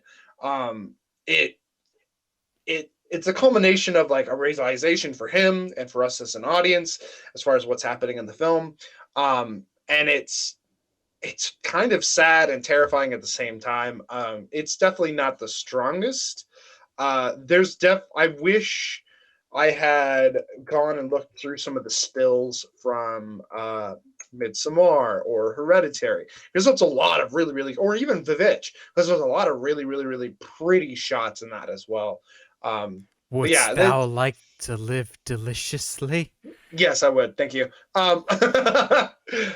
Yeah, no, yeah, that shot is like pretty iconic when it comes to like at least new age horror. Like people say, hey, like what Elevated horror. elevated? Stop, God, I hate stop. that word. I hate I that do phrase so too. much. So let me ask you. It's like the Incredibles 2 meme. Math is Yes, math. Horror is horror. horror. I need to make that a meme This now. is elevated, guys. This is horror that's trying to say something, guys. All horror is trying to say something. That's the point. That's the point of the stories. Come on. I got him. But yeah, so would you consider Ex Machina horror? Or would you consider it more of a thriller? More Sci-fi closer to thriller. Yeah, sci-fi sci-fi thriller. thriller? All right, well, that's fine. But yeah, so I personally, I don't know how you feel about Ex Machina. I I personally really love it. enjoyed it. Yeah, I it's love it. fantastic. It is also a very beautiful movie. Very weird as well. And I don't mean beautiful because there's a lot of nudity. No, like there's actually like legitimately very No, obviously we're interesting and talking about composed. Oscar Isaac's beard. I see, like he is so attractive in this movie. It like makes me question things about I myself. don't know, man. That like 70s jumpsuit that he's wearing, I'm going, that ain't it, Chief. But that That ain't beard, it. that's a beautiful beard win. In the words of Cinema Wins, that is a beautiful beard win. He is a very attractive man, especially in this movie. But Duke the Leto? shot, Duke Leto? Duke Lino, the the That's a gorgeous beard. absolutely the shot that gets me though in Ex Machina. And there's a lot of really really cool stuff.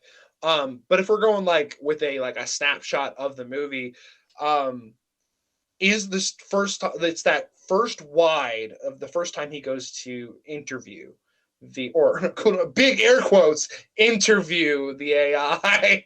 um, I it's just such like I don't know when the last time you watched Ex Machina. It is one of those movies like you watch once, Yeah, I don't maybe feel like every couple I years. love it. It's not like Prisoners where I'm gonna be like, I've seen it once, I'll see it Yeah, in maybe 5 to 10 years. Like I'd see it every 2 to 3 years, but it's not like one I need to go rush out and see unlike some other Alex yeah, Garland stuff. yeah. It's very heavy, but like in that fairly innocent beginning of like, how I'm just gonna come and ask this AI a bunch of questions. Wow, that's really lifelike. That's crazy. Wow, she seems actually kind of like human like. Oh, okay, that's interesting. How did you do that? Like that's so like the wide shot of that has her like speaking directly to him, and it has like the full picture of her containment and his quote unquote viewing room. Is it's just it's very pretty and it's very interesting, and it makes you want to like actually be like, okay, cool, I'm ready for this conversation. I'm very interested to see what's going to happen here.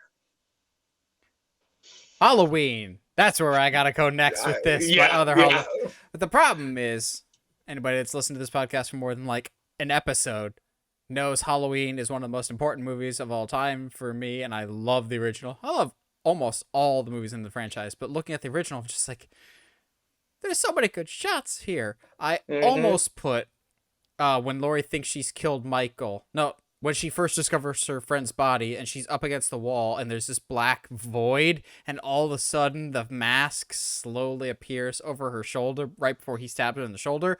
That's Fantastic. great. But the shot I'll go with is when um Tommy Doyle is trying to scare Lindsay Wells, so he's hiding behind the curtain. Lindsay, Lindsay, and he turns around so she wouldn't see him. He looks out the window and he sees across the way, he sees the house with the porch lights on, and he just sees a black silhouette in the light. And you're going, what is that? And he starts freaking out because he thinks he sees the boogeyman, because he does. To me, that one specific shot of seeing, of your brain going, is that a person or is that a bush? Is that actually something that's there? Epitomizes what Halloween is all about. Of the man, the boogeyman, basically seeing things that aren't there, getting terrified about things that aren't there. The low light of everything. Basically, your eyes are naturally drawn to the only little bit of light source in front of the house with the porch lights and the patio lights. See a dude, cut back, there's nobody there. Those two shots specifically are just Halloween personified. He's there and he's not. But all of Halloween's gorgeous when Linda, is it Linda? Gets in the car, realizes, oh wait, it was locked before, and the glass is all Yeah, fogged up, and all of a sudden the mask pops up. That's well done. When she gets stuck in the laundromat, and all of a sudden you see the mask in the doorway. Like I didn't even notice that the first like 2 or 3 times that I watched the movie. I'm going, oh, he's right there. He could get her at any moment, but he doesn't, and that makes which is that weird. scarier. Um, yeah, I there's so much in Halloween. If I could put a scene, I'd put the entire opening tracking shot, but that's not what we're talking about here specifically. There's a lot of great shots in Halloween. There is. There's quite a few. And I didn't. If I was to pick one, it would be the one where she first discovers the body and you see him like chilling right there. Fantastic, scary, very intimidating, and definitely a shot that communicates a lot about the series going forward. Quite a bit, Or honestly. or when he does the Undertaker sit up.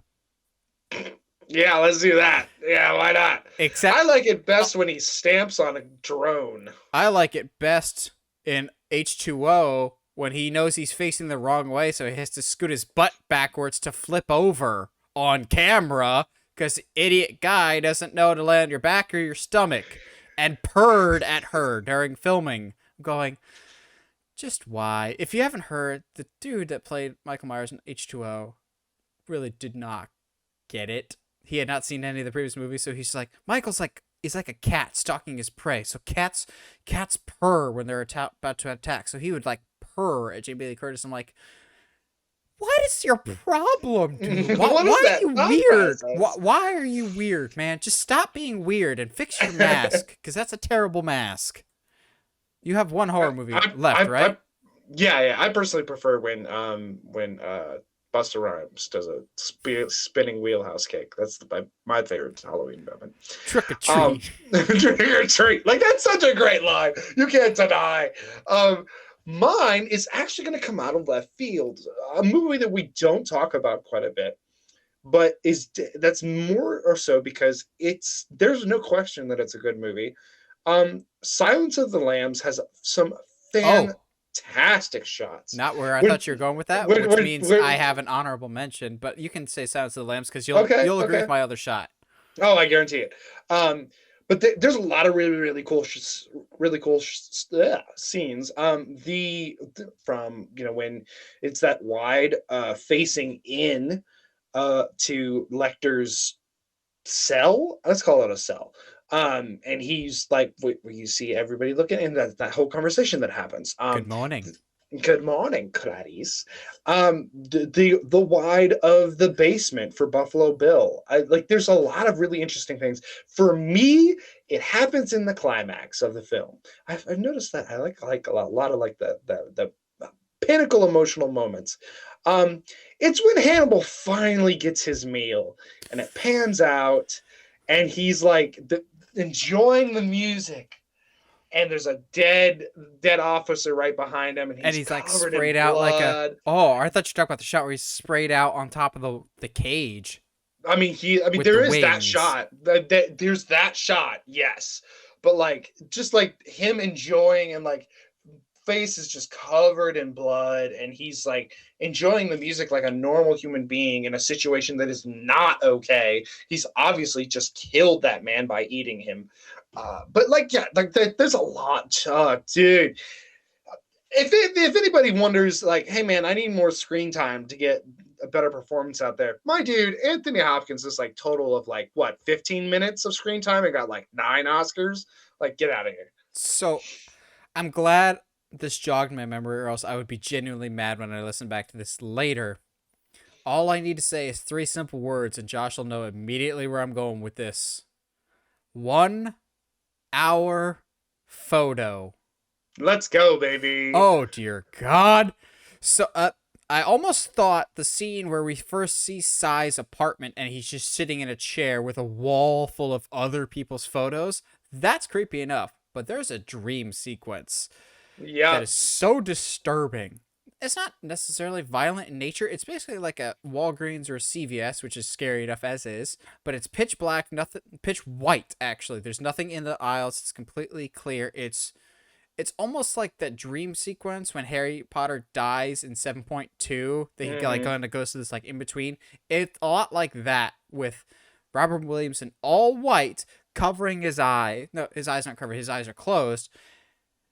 Cut to an extreme close-up. He opens them, and his eyes just start shooting out blood. And the red is the only color in the room, and it's all white. And it's such a hard cut and opening his eyes that you actually jump, and you are terrified. But at the same time, it's beautifully composed. It's contrasts so well. It's just all white, and then just red. Oh, it's brutal because the rest of the movie, it doesn't really fit in the rest of the movie, but it's so No, at least such an impression. And oh god, we screamed like girls the first time we watched it. I we did. remember. We got in trouble. I remember Yes, that. we did. That was hilarious. Yeah, the 1 hour photo is like a very like, gosh, it's such a weird movie, and it's so.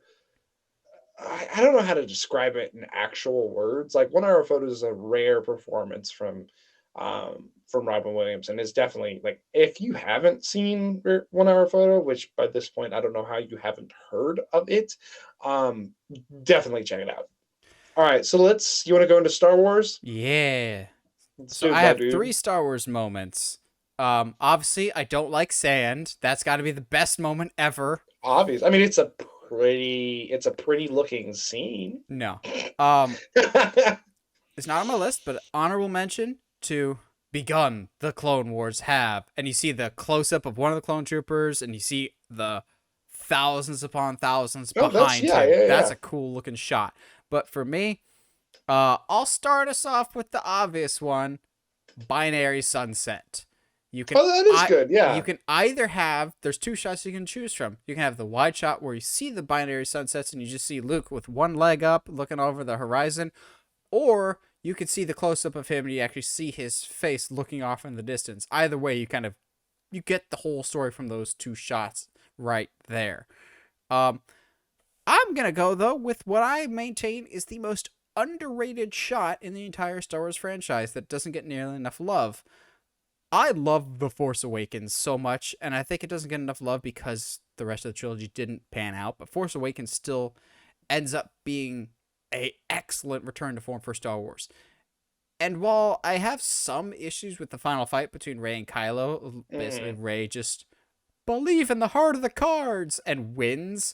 There's a great shot in the forest though when they're fighting each other and they grab each other's hands while they're holding their lightsabers and they start kind of moving around, and in one moment the blue lightsaber turns clockwise and the red lightsaber turns counterclockwise, and they're more or less complete polar opposites like you see in the picture here. They're opposites, and I'm sure that was intentional. Of it looks to me kind of like yin and yang, the two sides of Mhm. the force. In that moment, it's perfectly balanced. It's a balanced shot. It doesn't last long enough, and it's I read way too much into it. I'm going, that's if you had to sum up Star Wars or want a cool looking Star Wars wallpaper, that's probably it. That's balance. That's the force, the light and the dark. Like that's so well composed. And JJ normally has some good looking stuff. He's not like the best, like doesn't have the best eye. His movies normally have some cool looking shots, like the ship coming out of the water in Star Trek Into Darkness. When it comes out, oh, that looks cool, but normally he's more known for lens flares than cool shots. I love the shot from Force Awakens I so uh, much. I am with you in the love of Force Awakens, but there's a different shot in Force Awakens that I think I love more than that. It's Ray the holding one. Ray holding No, out the lightsaber. no, it is the one where we find out Poe is alive and he's leading the rebellion to come save Han. Oh, and all the X-wings come Yeah, across the all wall. the way X-wings Oh. come across the water. Dun It's like, dun dun dun oh, dun dun dude, dun dun dun dun dun dun dun. it's so good. I And then he can't goes on like, a full-on kill streak and kills like 13 in like yeah, he should 10 have a tac seconds. nuke for that. Mm. It's so beautiful though, and it's one of those like we've seen ships come. We've seen ships like fly into scenes. We've seen that kind of stuff before, but for some reason, having them skid along the water like that, And the ripple and effect Poe, on the water. oh, it's so perfect. It's like to me, that's one of the best shots in all of Star Wars. How many other Star Wars shots do you I have? only have one more. Okay, so do I. And Josh has listened to the podcast long enough that he can guess what it is. So Josh, what is my other Star Wars shot that I talk incessantly about? It's got to be from Return of the Jedi when in the final fight when Luke's what would you call that, a tunic flap opens up Nope. and it shows white as just as well Nope. as black. Oh, okay. Well, I'm close. I know You're it's very in that. close. I You're know very it's in that close. fight. I know it's in that fight. That snapshot that you're talking about, that's after he beats the ever-living crap out of Vader, which That is true. there's a couple quick snapshots. I love when he looks down at his hand and realizes he's about to become his father all over again. Yeah. Love that shot. But the shot that I'm referring to is when he's hiding from Vader under the stairs, which is a crappy place to hide. They're looking at that. How are you hiding at all?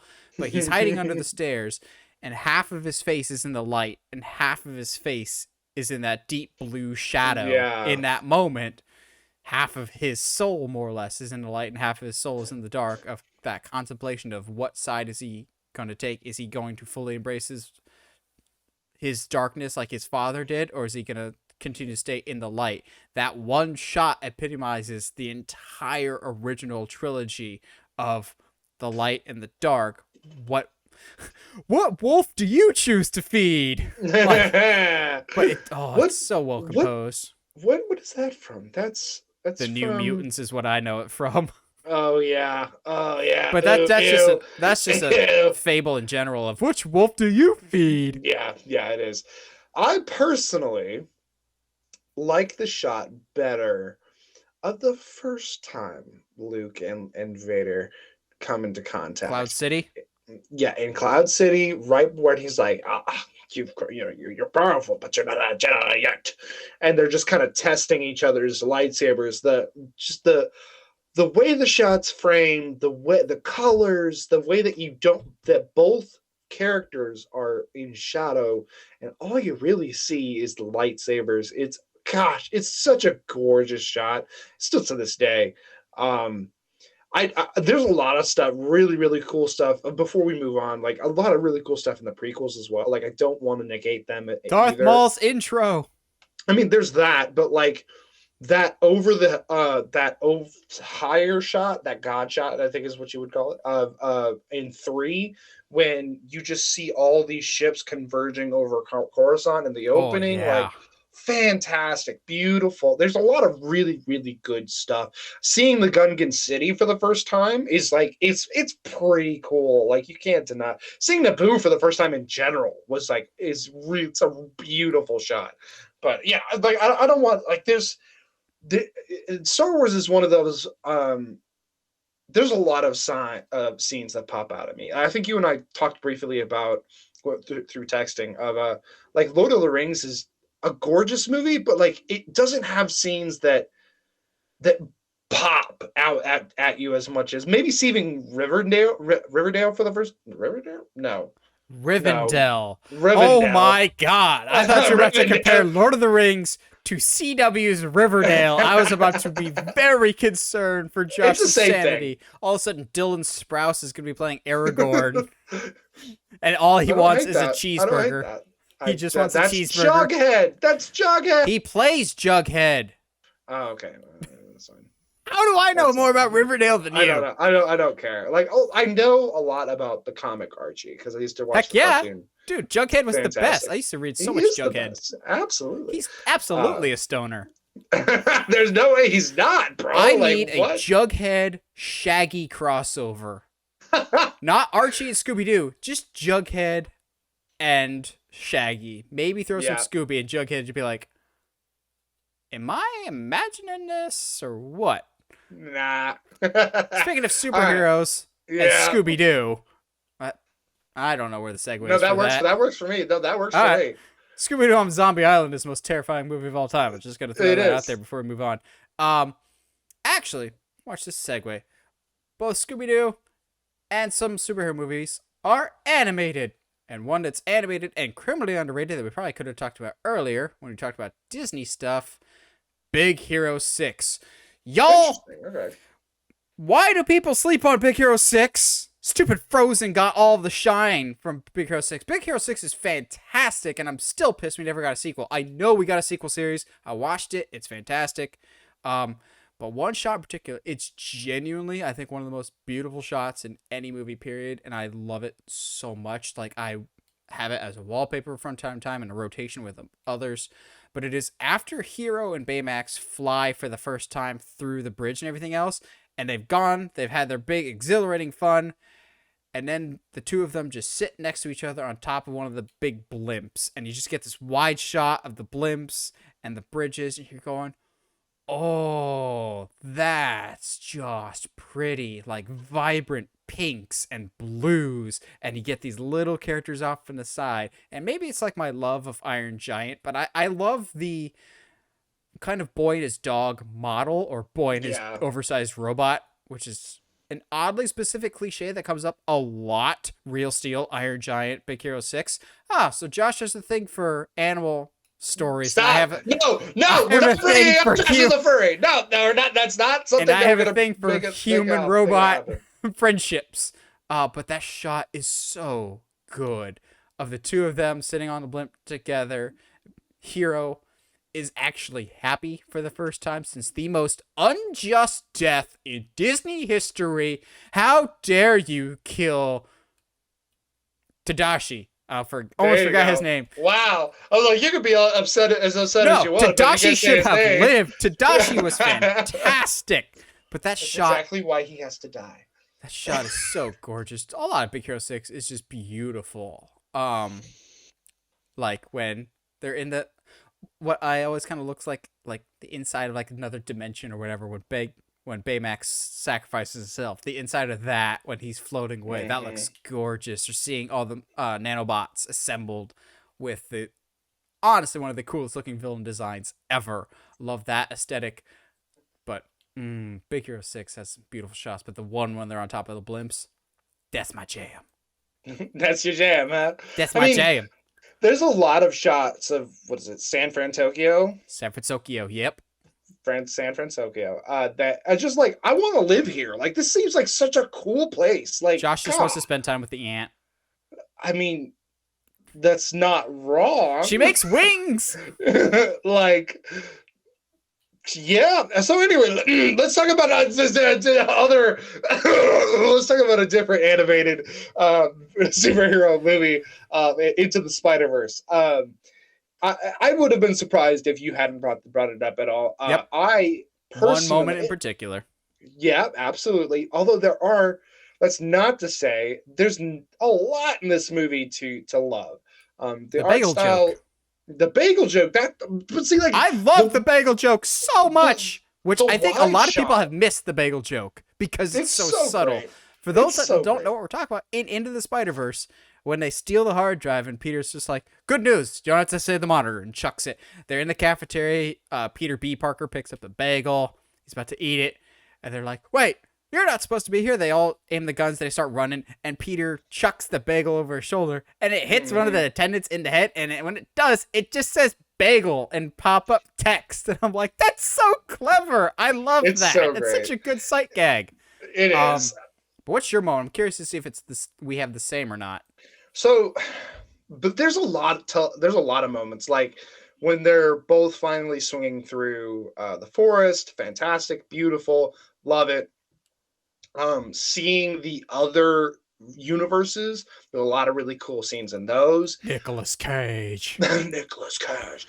I go wherever the wind takes me. How is his cape still doing that? We're inside. I love it's a reverse shot when he finally takes the lead. What's up, danger? What's up, danger, baby? And the glass breaks as he jumps as well, because while he is taking the leap, finally, he's not fully committed. He's here. He's gonna do it.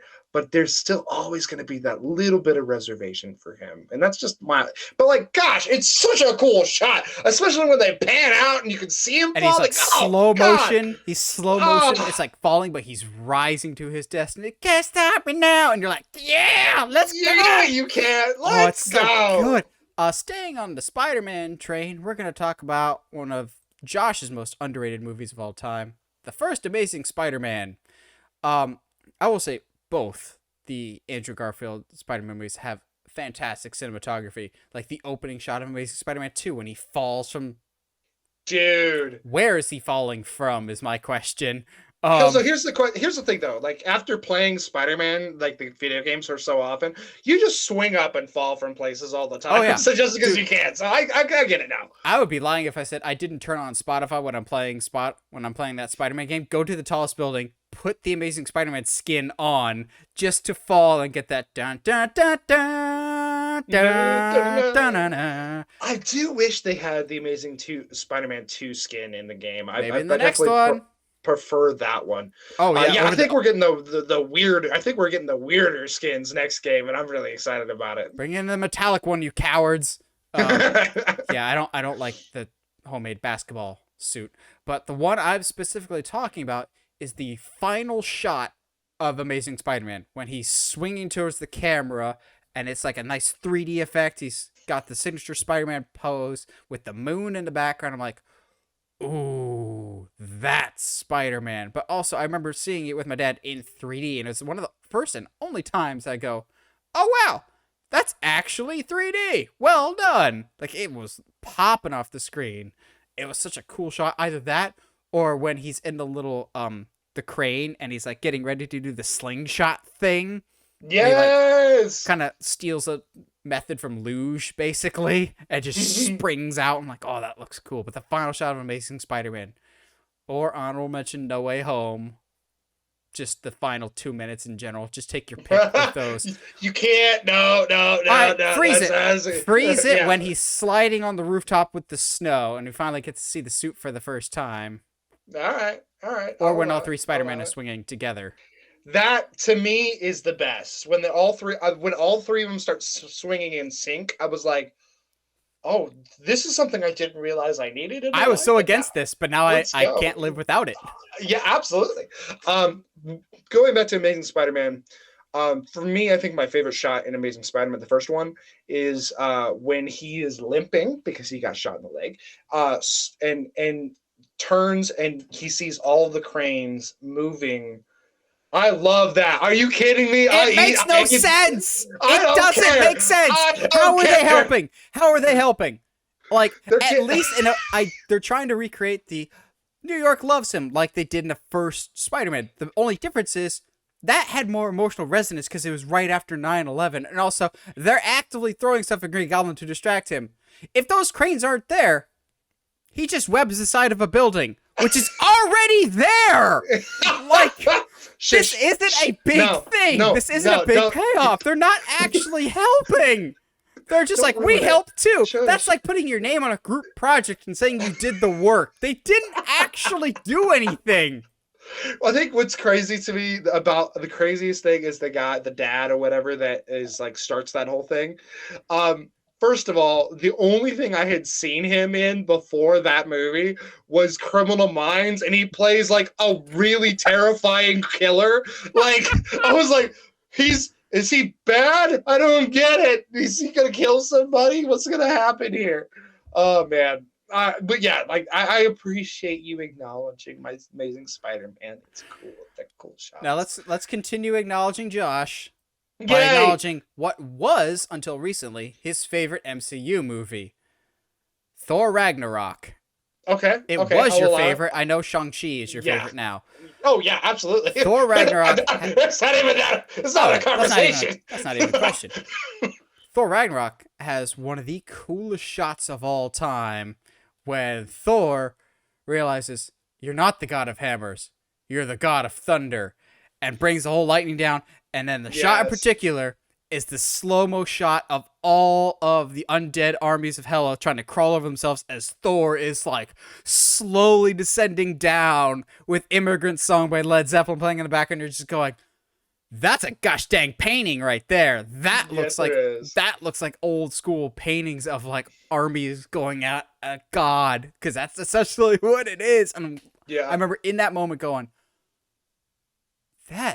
that's one of the coolest shots I've ever seen in the MCU, because it doesn't look like something shot in the MCU. Because as much as I like the MCU, it doesn't always have the best cinematography. It's very pedestrian at times. Well, I have another moment that we'll talk about, but like that one in particular, I'm going, oh, did you accidentally let Zack Snyder on set for a day and he shot that? Because it's in slow motion and it's a God shot, and gosh, does Snyder love those. But that one shot, I'm going, ooh, I love you, Ragnarok. Yeah. But that seals it right there. That's a take your breath away moment. That's cool. I see that shot. I That's like a that moment. nice That's shot. a nice moment. It's crazy though, because like I agree with you though, because when thinking about the Marvel universe, there's not a lot of shots that immediately pop out to me. Obviously one that I think we're both leading to that is like the culmination, but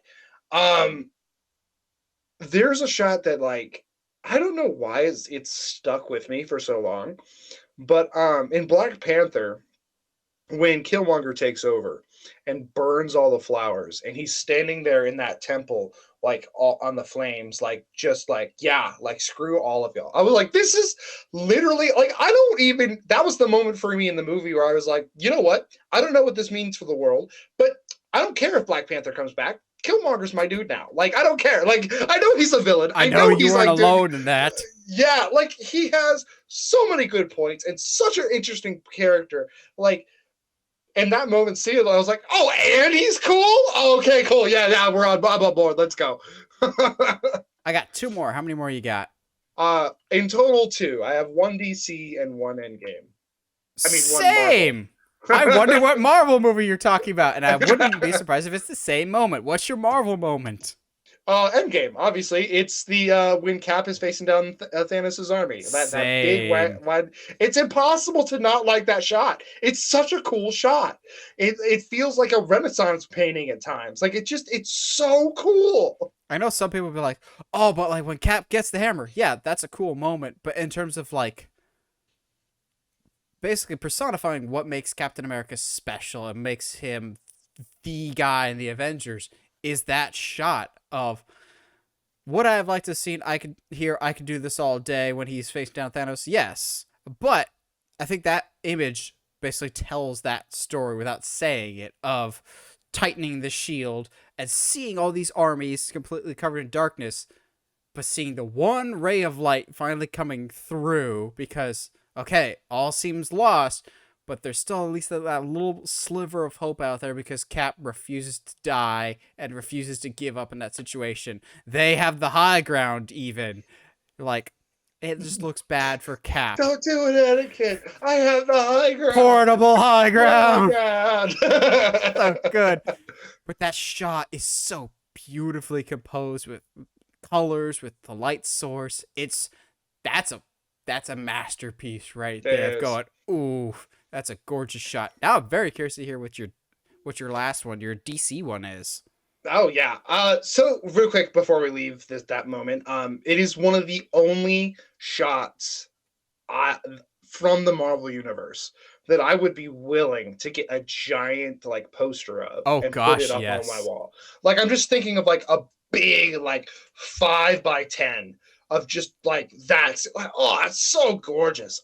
Anyway, my final one is not from any of the Snyder movies because like those aren't pretty movies, but they're just they don't sit with me, man. He shoots well. Yeah, absolutely. But the one that I continuously come back to, and we talk about this movie fairly often, Batman Begins has a lot of really, really good shots. For me, it's the one where he discovers the Batcave for the first time and holds the light up, and and the bats are just swirling around him. Like, to me, that is like peak Batman. I understand, like, there's a lot of other really cool stuff in that movie. There's a lot of really cool stuff that happened in the Batman. But this, like, to me, seeing him like standing up in this, like in things that would have made him terrified before was such a cool moment. I got like heavy animated series vibes from that specific scene and that shot alone. I was like, yeah, I'm on board. Absolutely. Let's go. So my last one is actually from a Snyder movie because he does do some cinematography. You'll understand why. It's from Man of Steel, actually, Not surprising. Okay. because it's one specific shot that actually still gives me goosebumps every single time. Because I'll say this, while I don't like the story structure and story choices that Snyder makes a lot of the times, I will say he casts movies incredibly well, except for Ezra Miller, which clearly that was a horrible call and judgment. But I don't blame Snyder for that. I think he didn't understand what kind of issues Ezra Miller would end up becoming. Um, but Henry Cavill as Superman is a darn good choice, and I really hope we see him someday. And I feel like we will. But there's one shot in particular that's terrifying in terms of holy crap, you got it right. And it's when the world ender is plopped in the middle of the ocean, and it's basically like, since it's from Krypton, it weakens Superman. So he's trying to fight against it and everything else. He's getting beat down, and he like has his arm up. He's struggling to get the energy to fly up, and we get a tight shot on Superman's face. And for a brief second, the pressure and the air is like distorting his face. For a brief second, if you pause it, the frame at just the right moment, Henry Cavill's face turns into Christopher Reeve's face, the actor that played the original Superman. It is terrifying how close he looks like Christopher Reeves in that moment. Most of the movie, he looks like its own separate Superman, like a new interpretation, like it's supposed to be. Whether they did some digital touch-ups or whatever else, one specific second, if you pause it at the right moment, going, holy crap, that's Christopher Reeve. You nailed this casting. And I still think they did acting-wise. They haven't fully nailed Superman as a character, but in that moment, if you pause it just the right moment, holy crap, that's Superman. Now, I think that scene could have been done better if we got a Paul Kent of narration in that moment going, you're gonna have to decide what kind of man you want to be, Clark. Good character or bad, he's gonna change the world. Or some form of Paul Kent narration I think could have been better served in that moment. But in that moment, so cool. Pause it at just the right second going, he looks exactly like the other guy. That's terrifying and cool at the same time. Yeah, no, I agree. I completely agree. There's a lot of stuff though in Man of Steel that's pretty gorgeous to look at. And that is definitely one of. I definitely still feel like that should have been more of the like main like threat, quote unquote, that wasn't Zod. But you know, we can have two giant robots. That's fine. Whatever. But yeah, like fantastic, beautiful. I will say wouldn't be surprised if it was a digital touch up and that was not an accident and they did that on purpose and just, but whatever. Fantastic, beautiful moment. I love cinematography more than I thought I did. When we were making this list, I was like, and at one point it was like approaching 30 scenes. And I was like, I can't do this many. I have to like whittle it down. There's no way. Gosh, movies are gorgeous, and it's one of the main reasons we watch them. Wow, that's a surprise. Yeah. Well, what did you guys think? What are some of your all-time favorite like snapshots from movies that just made you feel that you felt like they told the story? They were just beautiful to look at. You'd set them as wallpaper, whatever else. Let us know in the comments below. Always like hearing from you guys. If you like what you hear and you want to hear more, subscribe to us on whatever audio platform you're listening to us on, whether it's iTunes, Spotify, Google Podcasts, or YouTube. And if you haven't already, subscribe to us on YouTube. Help us get to 700 subscribers. That's our goal for the end of the year. So help us get to 700 subscribers. And as always, stay sharp, movie guys and gals.